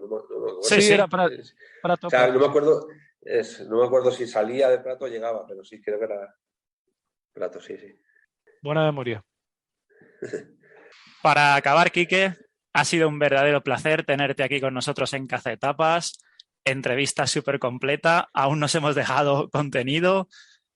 Un gran gregario y ahora ojalá seas el jefe de filas de la Federación Valenciana de Ciclismo. Ese es el objetivo y para eso voy a trabajar y bueno, al final es como mi carrera deportiva, ¿no? Y como el deporte y lo que he hecho siempre en el ciclismo, fijarme un objetivo y trabajar duro para él. Al final las cosas se tienen que trabajar para conseguirlas y en eso estamos, a trabajarlas y estoy convencido de que se puede conseguir. Lo que dice Pablo ha sido un auténtico placer, Quique, estar contigo. Hemos pasado aquí un rato impresionante con toda tu carrera deportiva. Y desde aquí, desde Cazatapas, que te deseamos la mejor de las suertes y que seas presidente de la Federación de la Comunidad Valenciana. Seguramente le irá bien a la Federación contigo. Eso lo tenemos claro. Muchas gracias. Se agradece. Vaya entrevista, Pau. Lo que has dicho tú al inicio. Poder hablar, poder conocer a alguien al que has visto por la tele cuando eras un niño, en la infancia. Que tenga mucha suerte en su proyecto de presidente a la Federación Valenciana de Ciclismo y todo un lujo haber tenido a Quique Gutiérrez en Cazetapas. Sí, nos ha dado además muchas experiencias, incluso anécdotas graciosas también. Y lo que tú has dicho, que le deseamos lo mejor, que sea presidente de la Federación de la Comunidad Valenciana. Seguramente al ciclismo valenciano le irá bien con él y que ha sido un auténtico placer. Que ojalá le va muy bien y que ojalá sigamos haciendo esta clase de entrevistas, ¿no? Porque ya no es solo hablar con ciclistas actuales, sino con los de nuestra infancia. A mí al menos me llena y mucho. Empezamos ya con las carreras. La primera, el monumento, la Paris-Roubaix. El tercero del año, desde Compiègne hasta Roubaix, en la región de Alta Francia, al norte del país galo, frontera con Bélgica. 30 tramos de pavé y 54,8 kilómetros en total de los 258 casi kilómetros de recorrido. Participación excelente con la incorporación a última hora, ya lo comentaba Pau en los comentarios, de Van Aert por el COVID. Dividiré la carrera en 2 tramos porque es que hay para hablar y hablar de ella. Muchos kilómetros sin formarse la fuga y de hecho no se formó fuga del día, ya que a 210 de meta Ineos provocó un corte por el viento y se quedaron detrás en el grupo Van der Poel, Van Aert, Asgreen, Pedersen, Laporte, Koen, Stuyven, Christophe y Cortina, llegando rápido al minuto de diferencia. En ese segundo grupo, tirado por Alpecin, Trek y Groupama, consiguieron una diferencia de 1 minuto y 11 segundos cuando faltaban 180 para el final, con todo Ineos delante y 4 Movistar, aunque Norsgaard se acabó descolgando al segundo grupo para ayudar a Cortina. Antes del primer tramo de pavé ya hubo las primeras caídas con Asgreen y Pedersen implicados. Y ya entrando en el pavé, otro que cayó, Albert Torres, también Vermeersch, y en el tramo 29 el grupo delantero se cortó y Filippo Ganna tuvo un problema mecánico. Ineos redujo la marcha y eso redujo la diferencia con el grupo de Van der Poel a 40 segundos. Tramo 27, caída adelante con Sheffield, Dylan Teuns y muchos corredores implicados, provocando un embudo. Y también pinchó Laporte. A 140 del final, el grupo de Van Aert y Van der Poel iba a 1 minuto 25 segundos, mientras Niki Terpstra iba en cabeza, seguido por un grupo con 3 Ineos, 3 de los Lobos, 2 Jumbos, Viseger o Canter, entre otros. Y entre medias iba un grupo de 20 ciclistas a 45 segundos con Mohoric. Vimos una imagen curiosa, Pau, de cambio de bici de Van der Poel en marcha, mientras Turgis y Ackermann abandonaban. A 127 del final, el grupito de Mohoric se juntó con el de Ganna. Y en el tramo 23, otra avería de Filippo Ganna, pero entró como una auténtica moto. Antes del tramo 20, el grupo de Van der Poel y Van Aert se fusionó con el grupo delantero, teniendo un pequeñito grupo por delante con Mohoric delante a 1 minuto. ¿Cómo viste esta primera parte de la carrera? Lo primero que destacaría es un Ineos que movió el manzano y de qué manera, ¿no? En ese tramo de viento, quedándose los 7 componentes del equipo delante. Y de qué manera. La verdad que en ese momento, aunque daban muchos kilómetros, más de 150 kilómetros, pero ya hacía presagiar que iban a ser protagonistas, ¿no?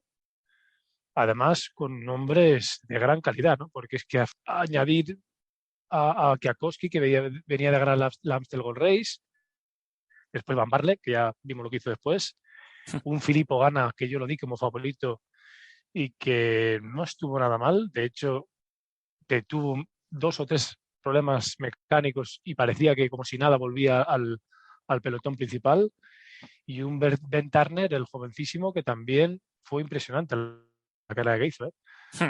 No sé, para mí el equipo protagonista y en este primer tramo de la carrera lo fueron y tanto que lo fueron.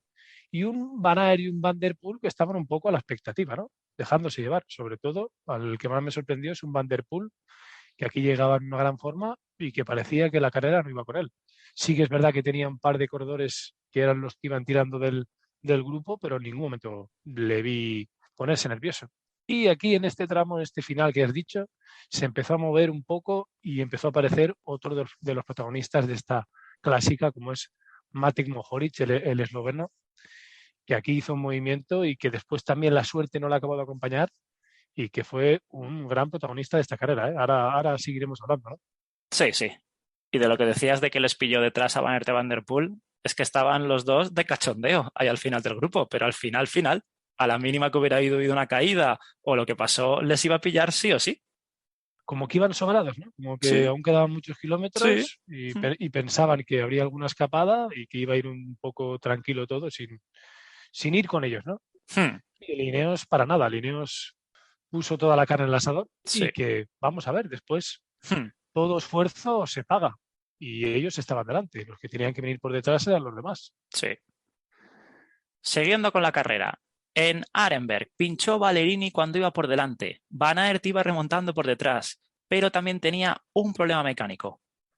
A 83 kilómetros y medio de meta hubo un reagrupamiento de grupos, teniendo por delante a 2 minutos a Mohoric, a Pichon y a De Vrij, con Swift y Ballerini entre medio. 20 kilómetros después, Florian Sénéchal lo probaba, reduciendo muchísimo el grupo. Y en el tramo 13, Jumbo aceleró. Redujeron la ventaja 20 segundos y ya Van Barle saltó antes del tramo 11, donde Van der Poel aumentó el ritmo, luego Van Aert, haciendo muchísimo daño, quedándose un trío únicamente con Van Aert, Koen y Van der Poel, alcanzando rápidamente a Van Barle y a Pichon de la escapada. A 40 de meta, el protagonista del que hablabas, Mohoric y De Vrij tenían 32 segundos, con un grupo de 15 aproximadamente con Van der Poel, Koen y Van Aert, cuando Van Aert tenía otro incidente, pinchaba. Como después, 3 kilómetros, pinchaba en cabeza Mohoric y se incorporaba en el grupo de Van der Poel. A 25 del final, Mohoric había vuelto a la cabeza, con Lampaert, De Vrij y Van Barle, sacando 35 segundos al grupo. A 22,4, Van Aert saltó con Koen y faltando 15 para el final, Van Barle iba en cabeza. A pocos segundos, Mohoric y Lampaert. A 45, Van Aert y Koen, más retrasado por casi caerse, pero no llegó a tocar el suelo. Y Van der Poel a 1 minuto y 11 segundos. A 7 del final vimos una de las imágenes de la carrera, una brutal caída de Lampaert al tocar el brazo de un espectador que estaba aplaudiendo con las manos en el adoquín. Mohoric fue neutralizado por Van Aert y Koen y Van Barle ya les sacaba más de 1 minuto. Nada cambió hasta el final. Ganó el holandés de Lineos, sacándoles 1 minuto 47 segundos a Van Aert, que fue segundo, a Koen, que fue tercero, a De Vrij, que fue cuarto, y a Mohoric, que fue quinto. Noveno Van der Poel, Cortina fue 25º. Y primer sudamericano, Molano el colombiano, posición 106. Venga, Pau, habla, ¿cómo viste? ¿Qué destacarías de esta París-Roubaix? Ya hemos hablado de ese primer tramo de la carrera. Aquí en este segundo tramo, para mí el protagonista principal fue un Mohoric impresionante, que en la escapada era el que llevaba el peso absoluto, ¿no? De Vrij del Intermarché y Pichon del Arkea, como que lo máximo que podían hacer era mantener la rueda de Mohoric. Después ese pinchazo que tuvo, volvió al grupo de los favoritos. Y para mí una de las imágenes de esta París-Roubaix, cuando De Vrij, que se ve quedó solo en carrera, el corredor del Intermarché, tranquilamente, pedalea, y en ese momento se ve adelantarle a Mohoric, que hacía unos minutos que había pinchado. Y se queda mirando como diciendo, ¿este hombre qué le pasa? ¿Que no se cansa hoy o qué? Fue un auténtico espectáculo. Y después ese movimiento de Van Aert también, que para mí me sorprendió, bueno, lo que me sorprendió es Van der Poel, ¿no? Porque parece que en todo momento iba a contrapié, ¿no? Van Aert lo intentó varias veces y al final el único que le pudo seguir fue Stephen Koen, que se está mostrando como un clásico humano impresionante, ¿no? Esta temporada. De hecho, no baja del top 10 en ninguna de las carreras. Recordemos que el suizo estuvo en el A través de Flandes y en el Tour de Flandes, donde fue sexto y quinto, la Amstel Gold Race octavo, y aquí en esta París-Roubaix, que entró en el podio, fue tercero. Unas clásicas de primavera impresionantes para el suizo, que la verdad que tiene unas cualidades hechas para el adoquín, ¿no? Porque mide 1,93 y tiene esa fuerza impresionante de contrarrelojista que se adapta perfectamente a esta clase de carreras. Y después, para mí, la sorpresa de la carrera fue un Van Aert, que todo y no llevarse a la carrera, para mí fue una sorpresa que estuviera tan bien, ¿no? Después del COVID. Quizá le faltó moverse en el momento correcto, pero ya hemos dicho que son carreras muy difíciles y es complicado al final acertar. Y, cómo no, un Dylan Van Baarle, que aquí se lleva su mejor victoria, yo diría, de su vida, porque recordemos que el año pasado se llevó el a través de Flandes y también tiene una etapa en 2009 en la Dauphiné, pero la París-Roubaix es mucho decir. Y que fue una gran victoria tanto para él como para el equipo, que al final fue realmente el protagonista principal de esta carrera, ¿no? Se movió en el momento correcto, se fue en la escapada que tocaba y después demostró ser un hombre muy fuerte, ¿no? Recordemos también cómo se llevó a través de Flandes la temporada pasada con esa escapada de más de 30 kilómetros y de qué manera lo hizo. Y en salseos ciclistas, Pablo, ¿sabemos algo de lo que se comenta, de que Van Baarle puede acabar en Jumbo? Si acabara en Jumbo, ¿qué equipo tendría el Jumbo, no? Para las clásicas. Iba a empezar por ahí. Aún no está la sección en marcha de salseos, aunque ya hay algunos. Pero, Pau, ¿tú te crees que un corredor que viene de ser segundo del Mundial, segundo del Tour de Flandes, ahora gana el Monumento París-Roubaix? Ineos, que ya dijimos en el programa anterior, 90.000 millones van a dejarlo escapar para llevarlo a su máximo rival.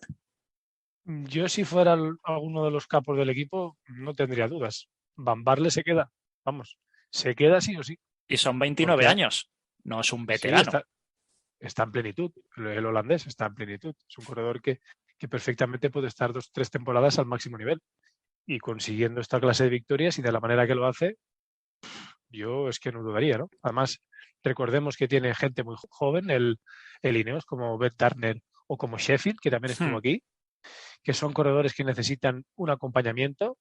Sí que es verdad que tienen a Michael Jakoski, que tiene más veteranía que nadie, pero Dylan Van Baarle puede ser un ciclista que les puede ayudar a crecer, pero mucho.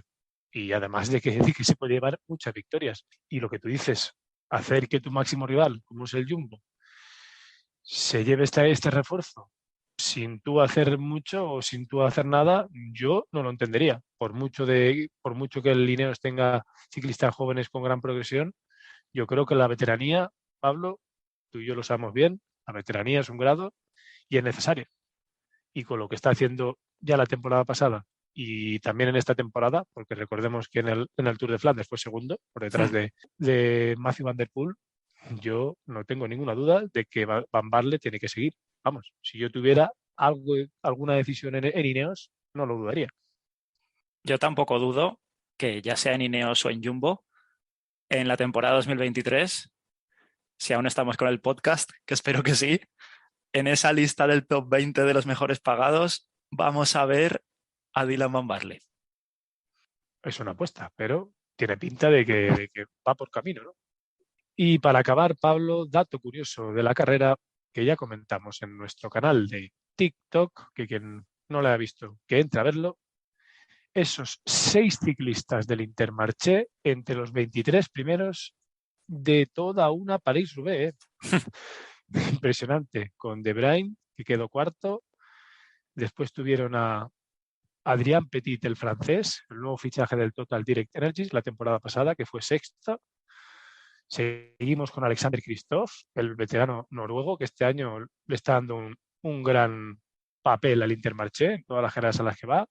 Después el 16º Taco Van der Horn, también un ciclista impresionante.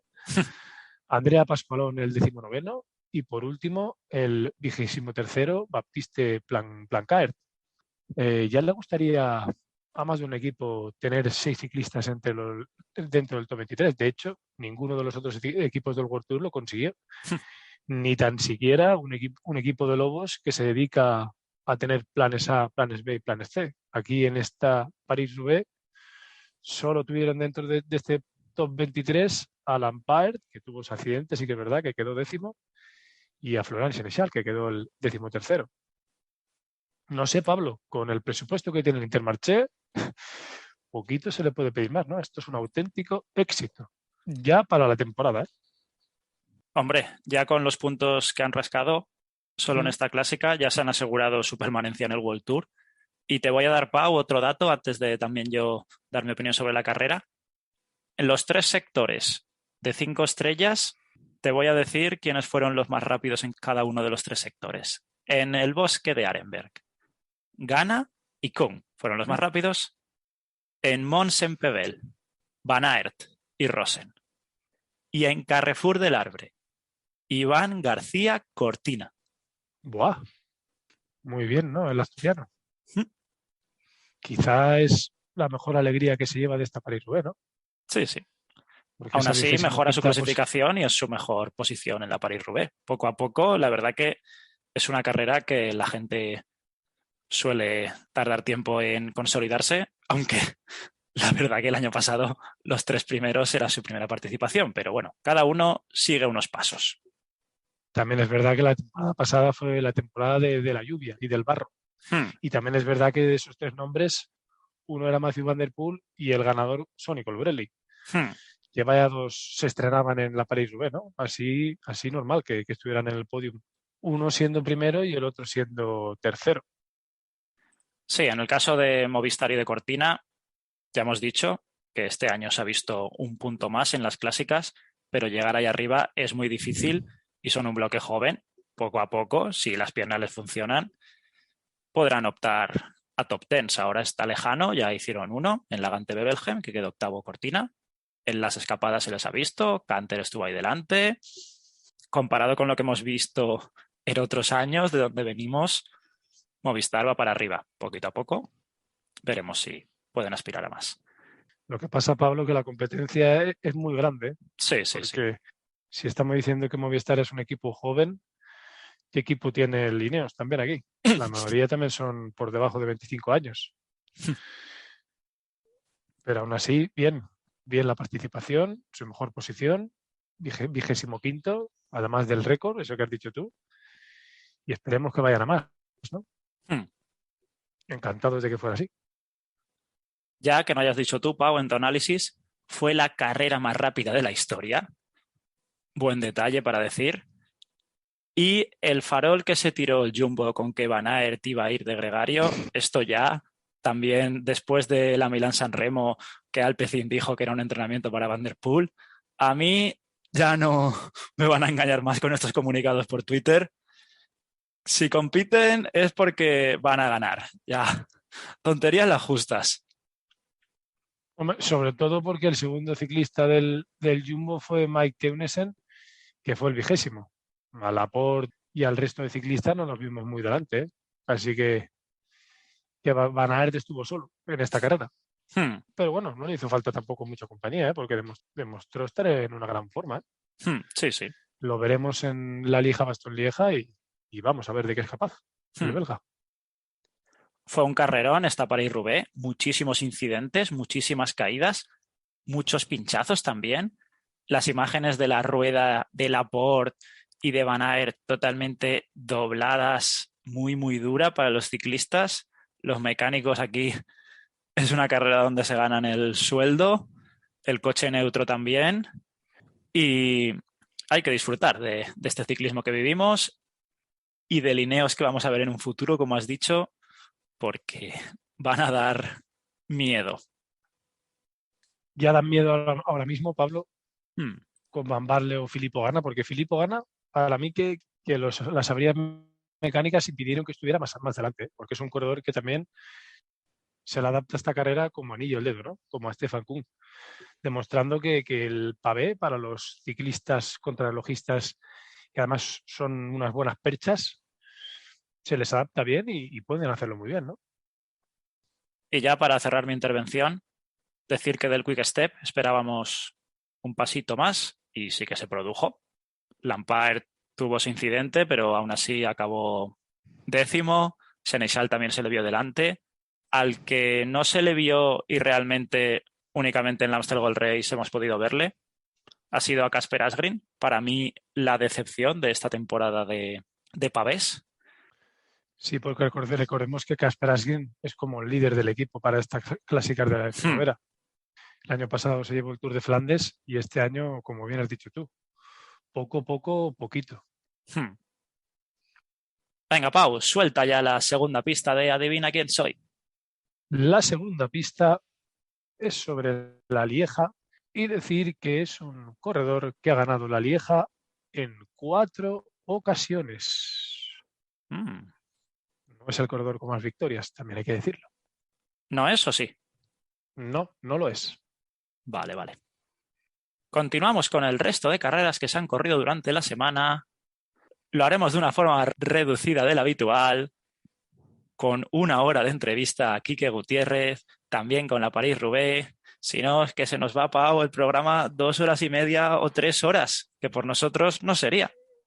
Sí, pero igual no nos cortan las orejas, ¿no?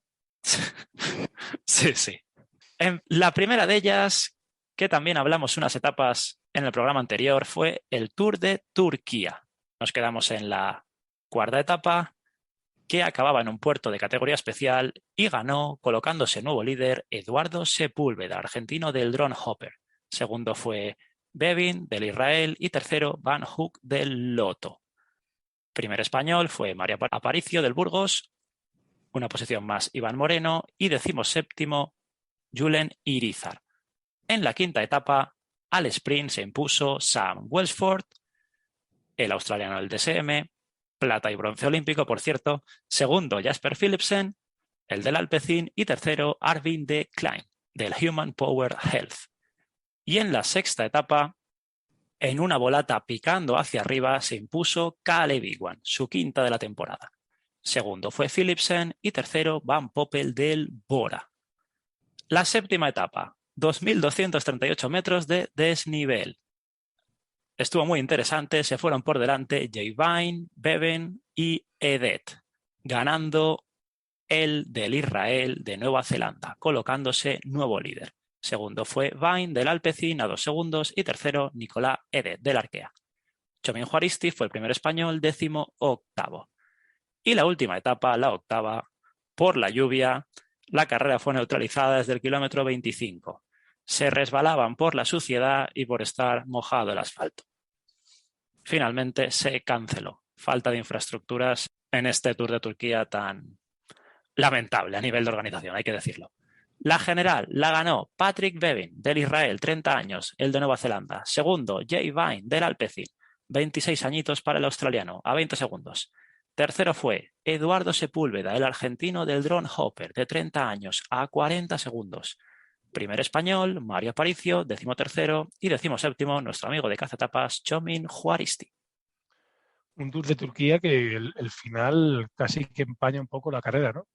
Fue una carrera con grandes volatas, con sprinters que se llevaron victorias y con un ganador final, un Patrick Bevin, el neozelandés, que su mejor victoria había sido en el Tour Down Under en 2019. Y aquí se lleva una carrera por etapas, sí que es verdad que un poco accidentada, y que yo quizá al principio del Tour de Turquía hubiera apostado más por un Jay Vine, el color del Alpecin, que creo que era uno de los favoritos.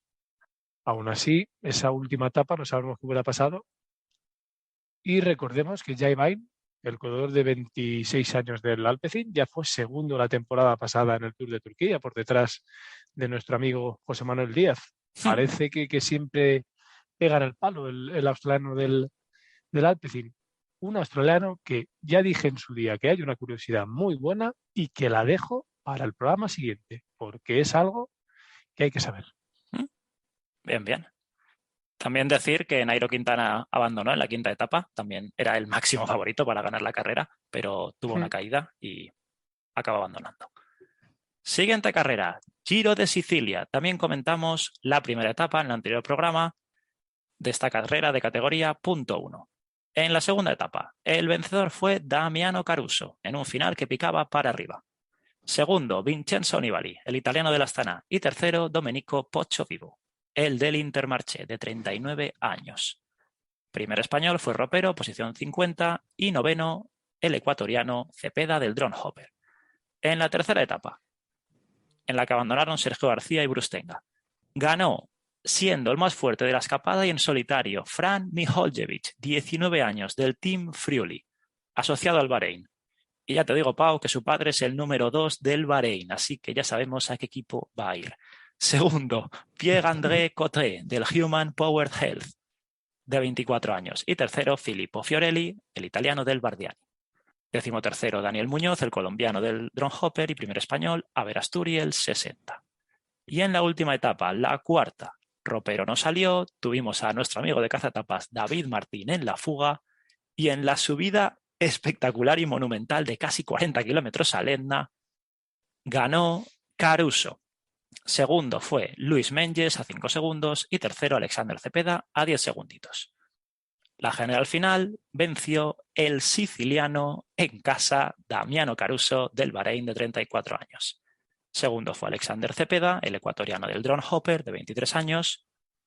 Y tercero, el sudafricano del Intermarché Luis Menges, ambos a 29 segundos. Cuarto fue Nibali.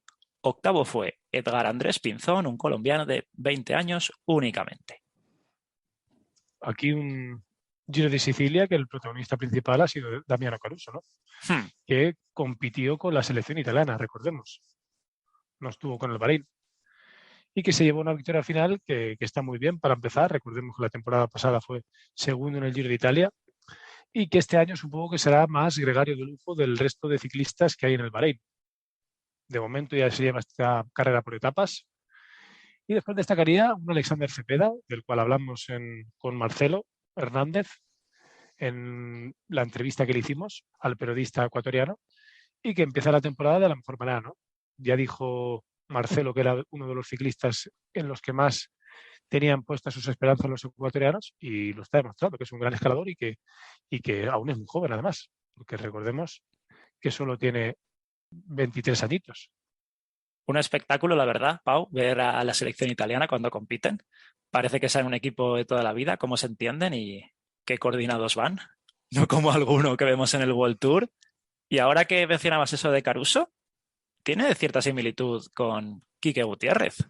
Gregario, pero cuando ha tenido su oportunidad, recordemos el Giro de Italia del año pasado, en el que precisamente fue segundo, también como le ha pasado a nuestro invitado, y que tiene sus victorias individuales. Sí, tienen sus similitudes, Caruso y Quique Gutiérrez. Y aquí un Giro de Sicilia que la verdad que no había mal cartel. No. A pesar de ser una carrera 2.1. Porque tener a Luis Menges también en tercera posición, otro corredor del Intermarché. Parece que la semana del Intermarché ha sido espectacular.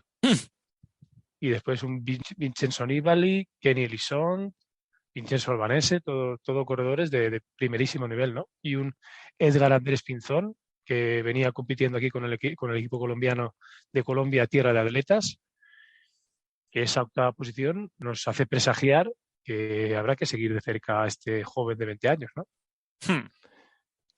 Hablando de jóvenes de 20 años, volamos a Bélgica, la Flecha Brabanzona, carrera Pro Series, 27 cotas en 205,1 kilómetros. 13 equipos del World Tour, también el Burgos y muy buena participación. Porque el vencedor, 20 añitos, Magnus Sheffield, el estadounidense del Ineos, que fue el más fuerte de una fuga con muchos quilates.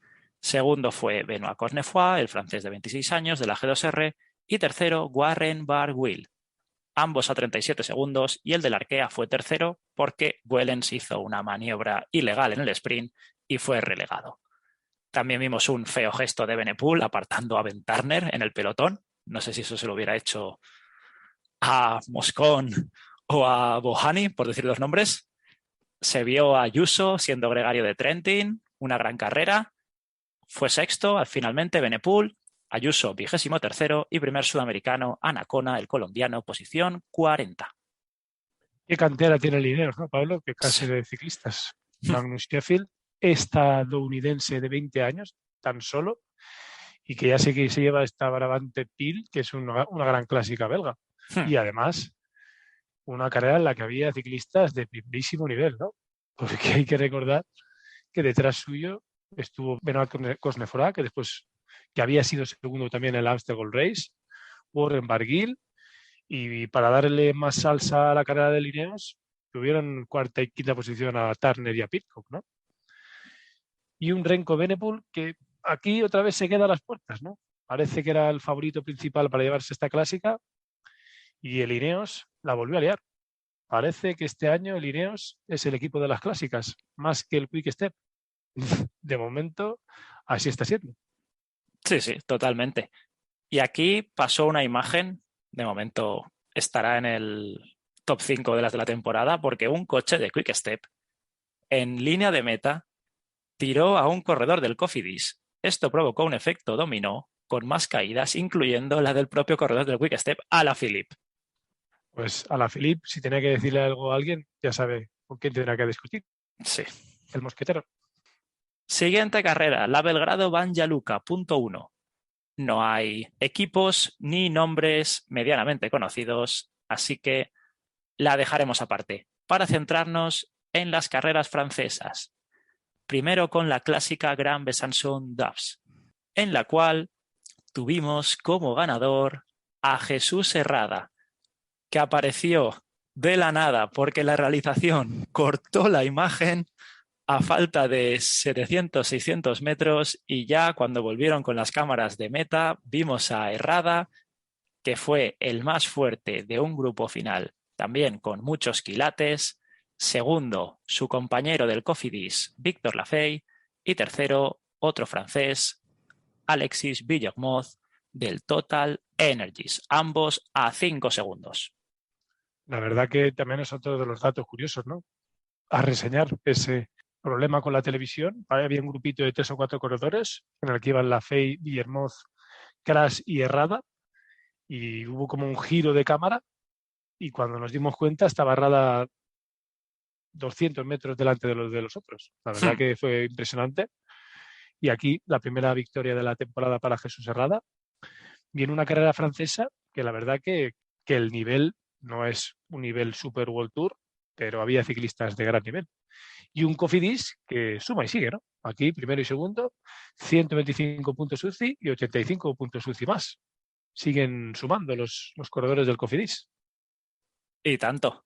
Y destacar que estuvo Pau Miquel en la escapada del día. Bien por él. Seguidamente, el día siguiente se disputó otra carrera, prácticamente con los mismos corredores. El Tour de Yoa, de categoría punto 1, al igual que la carrera anterior, y tuvo como protagonista también a Jesús Herrada, ya que estando en una fuga muy peligrosa, a 21,5 del final, Ben O'Connor, otro que también destacó en la Besançon Daupes, atacó y se fue mano a mano con Jesús Herrada. A 15 de meta tenían ambos 39 segundos con Victor Lafay y con Fegón, y 1 minuto 3 segundos con el pelotón. A 6 segunditos tenían 40 segundos, tirando muy fuerte el pelotón por Total Energies, pero nada, cambió hasta el final. Y en los últimos metros de curveo, parecía que el más fuerte iba a ser Herrada, pero calles estrechas, O'Connor supo dónde atacar y se impuso el australiano de la G2R al español del Cofidis. Tercero fue otro del Cofidis, que ya hemos hablado en algún programa, como fue Axel Singel, el francés. La verdad que aquí para Jesús Herrada hubiera sido un auténtico espectáculo haber repetido victoria al día siguiente, ¿no? Estuvo a un pelo, pero quizá Ben O'Connor fue más espabilado, ¿no? Yo no diría más fuerte, lo que tú dices, no diría que fue más fuerte Jesús Herrada, pero sí que se supo mover en el momento que tocaba este australiano. Y recordemos que con esta es la segunda victoria de la temporada en el Tour de Jura y que la Volta a Cataluña también se llevó una victoria. De momento no está nada mal la temporada del color de la G2R, que seguramente estará enfocada al Tour de Francia, ¿no? Y un Jesús Herrada que aquí también se lleva, a pesar de ser segundo, también unos buenos puntos UCI. Y Axel Singel también quedó tercero. Parece que el Cofidis en estas clásicas francesas no hace más que clink caja, ¿no? Sumar, sumar y sumar. Estar delante siempre. Y la última carrera de la que vamos a hablar, que aún se está disputando mientras estamos grabando el podcast, es el Tour de los Alpes, categoría Pro Series, en Italia, en la región del Trentino. Una participación con muchos corredores de los que van a ir al Giro de Italia. Etapas, la verdad que cortas, pero muy duras con mucho desnivel. Y en la primera etapa, escapada que estuvo Vinicius Rangel, el brasileño del Movistar, y Asier Echevarría. pero el más fuerte de la misma fue el francés del AG2R, Geoffrey Bouchard, que se fue solo. Hubo una lucha con el pelotón en el que a 10 minutos del final Bouchard les llevaba 1 minuto 10. Faltando 6 kilómetros. Más o menos era la misma, 1 minutito. Pero en el repecho final, Richie Porte, Eddie Dunbar aceleraron. Pello Bilbao también, pero no fue suficiente, ya que tuvo 5 segunditos el francés del AG2R para imponerse. Segundo fue Pello, el del Bahrein, y tercero Román Bardet del DSM. Y el primer sudamericano fue Jonathan Caicedo, el ecuatoriano, posición 10ª.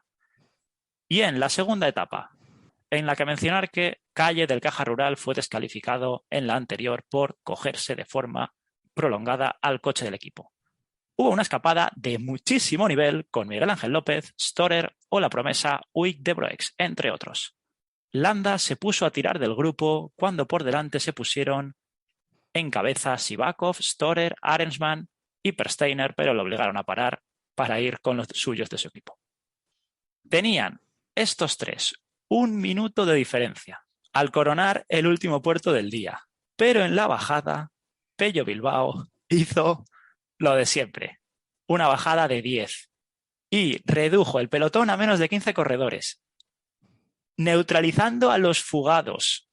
Espectacular, les quitó 1 minuto de diferencia. Y ya, cuando llegaron a meta, el líder, Bouchard, iba cortado. El grupo de Pello llegó hasta el final, donde en el sprint, lanzado por Mikel Landa, consiguió la victoria. En racha viene Pello. Segundo, Román Bardet, el francés del DSM. Y tercero, Attila Walter, el húngaro del Grupama. Séptimo fue Esteban Chávez, primer sudamericano. Y octavo, Landa. También Einer Rubio fue 10º, el colombiano del Movistar. ¿Qué te está pareciendo este Tour de los Alpes tan entretenido? La verdad que es un Tour de los Alpes entretenido como fue la temporada pasada, ¿no? Porque hay que recordar que esto mismo que hizo Pello en esta segunda etapa lo hizo en la cuarta etapa del Tour de los Alpes del año pasado, con esa bajada impresionante y quitándole la cartera a Blasov y a Simon Yates. Y recordemos que en el Tour de los Alpes del año pasado, Pello Bilbao fue segundo por detrás de Simon Yates. Este año también hay un gran cartel en este Tour de los Alpes, con corredores como Román Bardet, como Pavel Sivakov, Richie Porte, Michael Storer también está aquí con el Grupama, pero Pello está demostrando que está en una forma impresionante. Recordemos lo que hizo la Ichulia, donde quedó quinto, pero donde se llevó también una etapa. ¿Y por qué no ser el campeón de este Tour de los Alpes 2022? Podría ser perfectamente. Sí. Deseando ya que llegue el próximo programa y saber qué pasa en el Tour de los Alpes. Sí, porque cada etapa es una auténtica gozada. No sabes lo que va a pasar. Y qué importantes son las bajadas en el ciclismo actual, Pablo? Sí. Cada vez más. Y en el Giro de Italia 2022 habrá muchas etapas con bajadas pronunciadas a final de la etapa. Dejamos ya las carreras y vamos con la sección detrás del maillot. Hoy voy a hablar del equipo en el que más años corrió Quique Gutiérrez, el mítico Kelme, que es una marca española fabricante de calzado, ropa deportiva y productos deportivos, con sede en Elche, Alicante. Nació en 1963 y su logotipo es una huella. Pero el gobierno valenciano aportó dinero a través del fondo de capital de riesgo Tirant para evitar el cierre de la misma compañía, rebautizando la marca a New Millennium. Y lamentablemente, hace escasos meses, solicitó el concurso voluntario de acreedores para hacer frente a un antiguo litigio de 3,2 millones de euros. Kelme patrocina o ha patrocinado a varios clubes deportivos, como el Kelme Club de Fútbol, el Kelme Club de Tenis o el equipo profesional de atletismo. Actualmente viste a muchos clubes de renombre, como el Español de Barcelona de fútbol. Y hablando ya del equipo ciclista, fue fundado en 1980, hasta que en 2004 la Generalitat Valenciana asumió la deuda del mismo. y llegó a convertirse en el conjunto decano del pelotón internacional. Pese a que su estructura estaba en España, tuvo mucha relación con Colombia, incorporando a muchos corredores de este país y figurando en 2 ocasiones, Pau, su licencia como equipo colombiano, concretamente en el 1989 y en 1992. Y en el año 2004 fue el primer equipo en el ranking UCI, teniendo a míticos ciclistas, como hemos mencionado en la entrevista a Quique Gutiérrez. Al final, Pablo, que es uno de los equipos de nuestra niñez, Hmm. recordamos ese maillot a franjas blancas y verdes, que es un equipo para nosotros mítico. La verdad que es que recuerdo a Roberto Heras, Óscar Sevilla, Fernando Escartín, como no, corredores de los más míticos que hemos tenido en este país han corrido en el Kelme. E incluso te diría, corredores de los más míticos de Sudamérica también, que recordemos que corrió también Santiago Botero, que es uno de los mejores ciclistas colombianos de la historia. Y como bien has dicho tú, un equipo que es mítico y que es una auténtica lástima que actualmente no lo tengamos en el World Tour, ¿no? Porque seguramente nos daría muchas tardes de alegría. Ya nos la dio en su momento y lo tenemos en la mente. Lo recordamos y con gran cariño, ¿no? La verdad. Además es un equipo que, aunque tuvo licencia colombiana, has dicho tú, es un equipo español y es un equipo también de la tierra, de nuestra tierra, de la Comunidad Valenciana.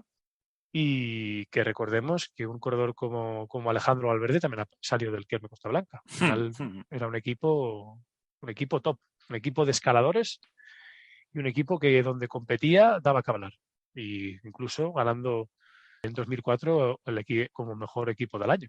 Y subiendo también en más de una clasificación por equipos como mejor equipo de alguna gran vuelta.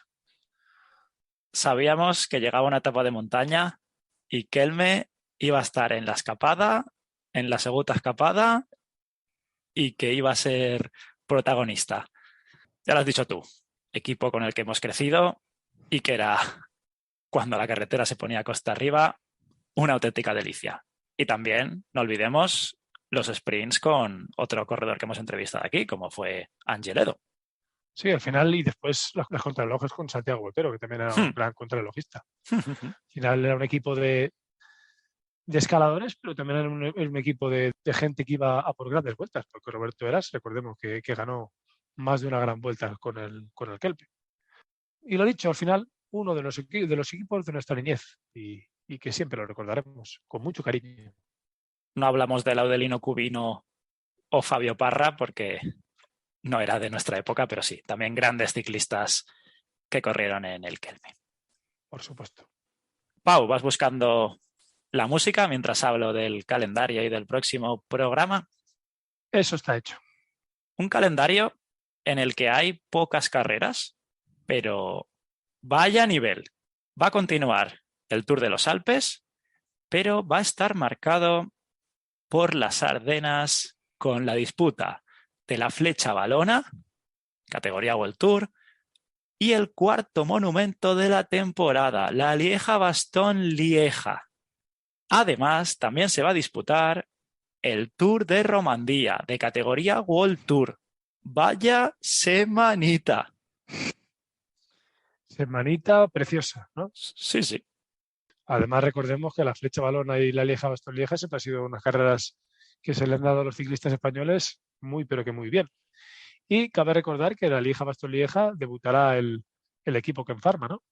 Esperemos que tengan una gran participación y sobre todo que lo disfruten. Y que sigamos con ese Tour de los Alpes tan entretenido. Ojalá Pello sea el ganador final. Y un Tour de Romandía que también siempre es muy entretenido, ¿eh? Así que esta semana es semana de sofá, Pablo. Una flecha valona con el famosísimo muro de Huy. No vamos a hacer porra de la flecha, Pau, porque cuando el podcast se emita ya se habrá corrido. Así que sería bastante estúpido, pero de la Lieja hay que hacer porra, amigo.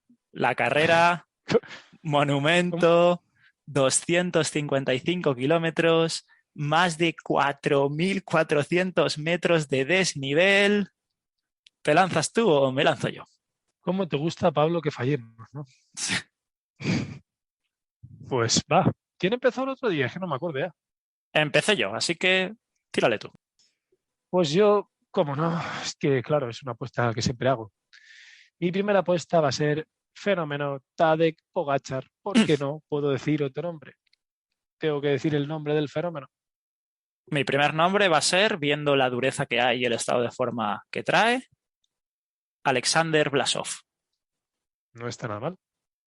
Pues mi segundo nombre, ahí ya tengo más dudas de si jugármela. Ya me la jugué con gana y no me salió mal, pero tampoco demasiado bien. Mi siguiente nombre va a ser Alejandro Valverde. Voy a tirar de corazón. Hay que decir que las listas oficiales de los corredores que van a ir no se saben, así que diciendo 4 es más probable que estén, pero también nos estamos lanzando un poco a la piscina. Mi segundo hombre va a ser Jonas Vingegaard. Buena apuesta. Aunque la Ichule no estuvo muy bien, quizá en estos días ha conseguido descansar y ponerse a tono. Sí, porque Alaphilippe, que ahora a lo mejor gana la flecha balona, pero no le veo yo al 100%, aunque sí, probablemente en alguna de las dos la líe y ya. Eso te iba a decir yo. Ni tú ni yo hemos apostado por Julian Alaphilippe, que recordemos que es un corredor que la flecha balona y la Lieja-Bastogne-Lieja las ha ganado. Y las ha ganado bien. No, ninguno de los dos lo hemos puesto en liza y nos pasó algo parecido cuando sucedieron los mundiales, ¿no, Pablo? Ninguno de los dos apostamos por Alaphilippe y después, ¿qué hizo? ¿Qué hizo Alaphilippe? Que sea lo que sea, hemos venido a jugar. Por supuesto. Recordemos que la temporada pasada Alaphilippe fue primero en flecha balona y segundo en Lieja-Bastogne-Lieja. Ahí queda el dato. Así que en el próximo programa hablaremos de todas estas carreras y puede que también tengamos sorpresa. Ojalá, ¿no? Con nosotros no será. Antes de despedirnos, venga, vamos a saber quién es hoy el ciclista de Adivina quién soy. Pues la última pista, y también fácil, Pablo, yo creo que esta vez, si no aciertas es porque no quieres, es que es el ciclista con más podiums en la Lieja-Bastogne-Lieja, junto a un monstruo, junto a Eddy Merckx, con 7 podiums. La verdad que esta última pista la desconocía, pero la primera con el máximo ganador de la flecha balona creo que es Alejandro Valverde. Por supuesto, Alejandro Valverde, que para más Inri, 4 de sus victorias en la flecha balona son en años consecutivos, desde 2014 a 2017. Es una carrera que se le da a las mil maravillas. Y después en la Lieja-Bastogne-Lieja, recordar que tiene 4 victorias, solo superado por Eddy Merckx, ha sido 2 veces segundo y una vez tercero. Parece que estas 2 clásicas flamencas se le dan de maravilla. Bueno, con ese punch final que tiene y como sube en esas subidas cortas, que necesitan mucho reprise, es normal, ¿no?, que Alejandro tenga este palmarés. Esperemos que esta temporada, Pablo, en la Lieja sume también otra victoria y me lleve yo la apuesta, ¿no? También estaría bien. Ojalá este año todo lo que haga Alejandro es positivo. Igualaría a Merckx y se colocaría como el ciclista con más podiums en solitario. Impresionante. Como la pregunta que has hecho. Ahora, Pau, dale al play y pon la música, que nos vamos, amigo.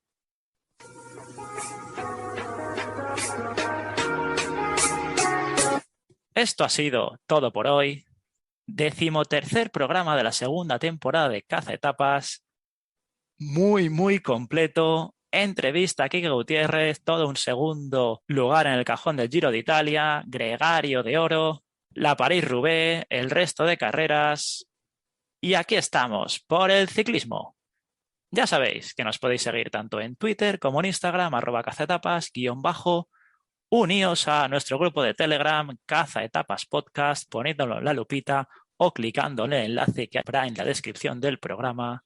Podéis escucharnos en iVoox, en Spotify y en el resto de plataformas.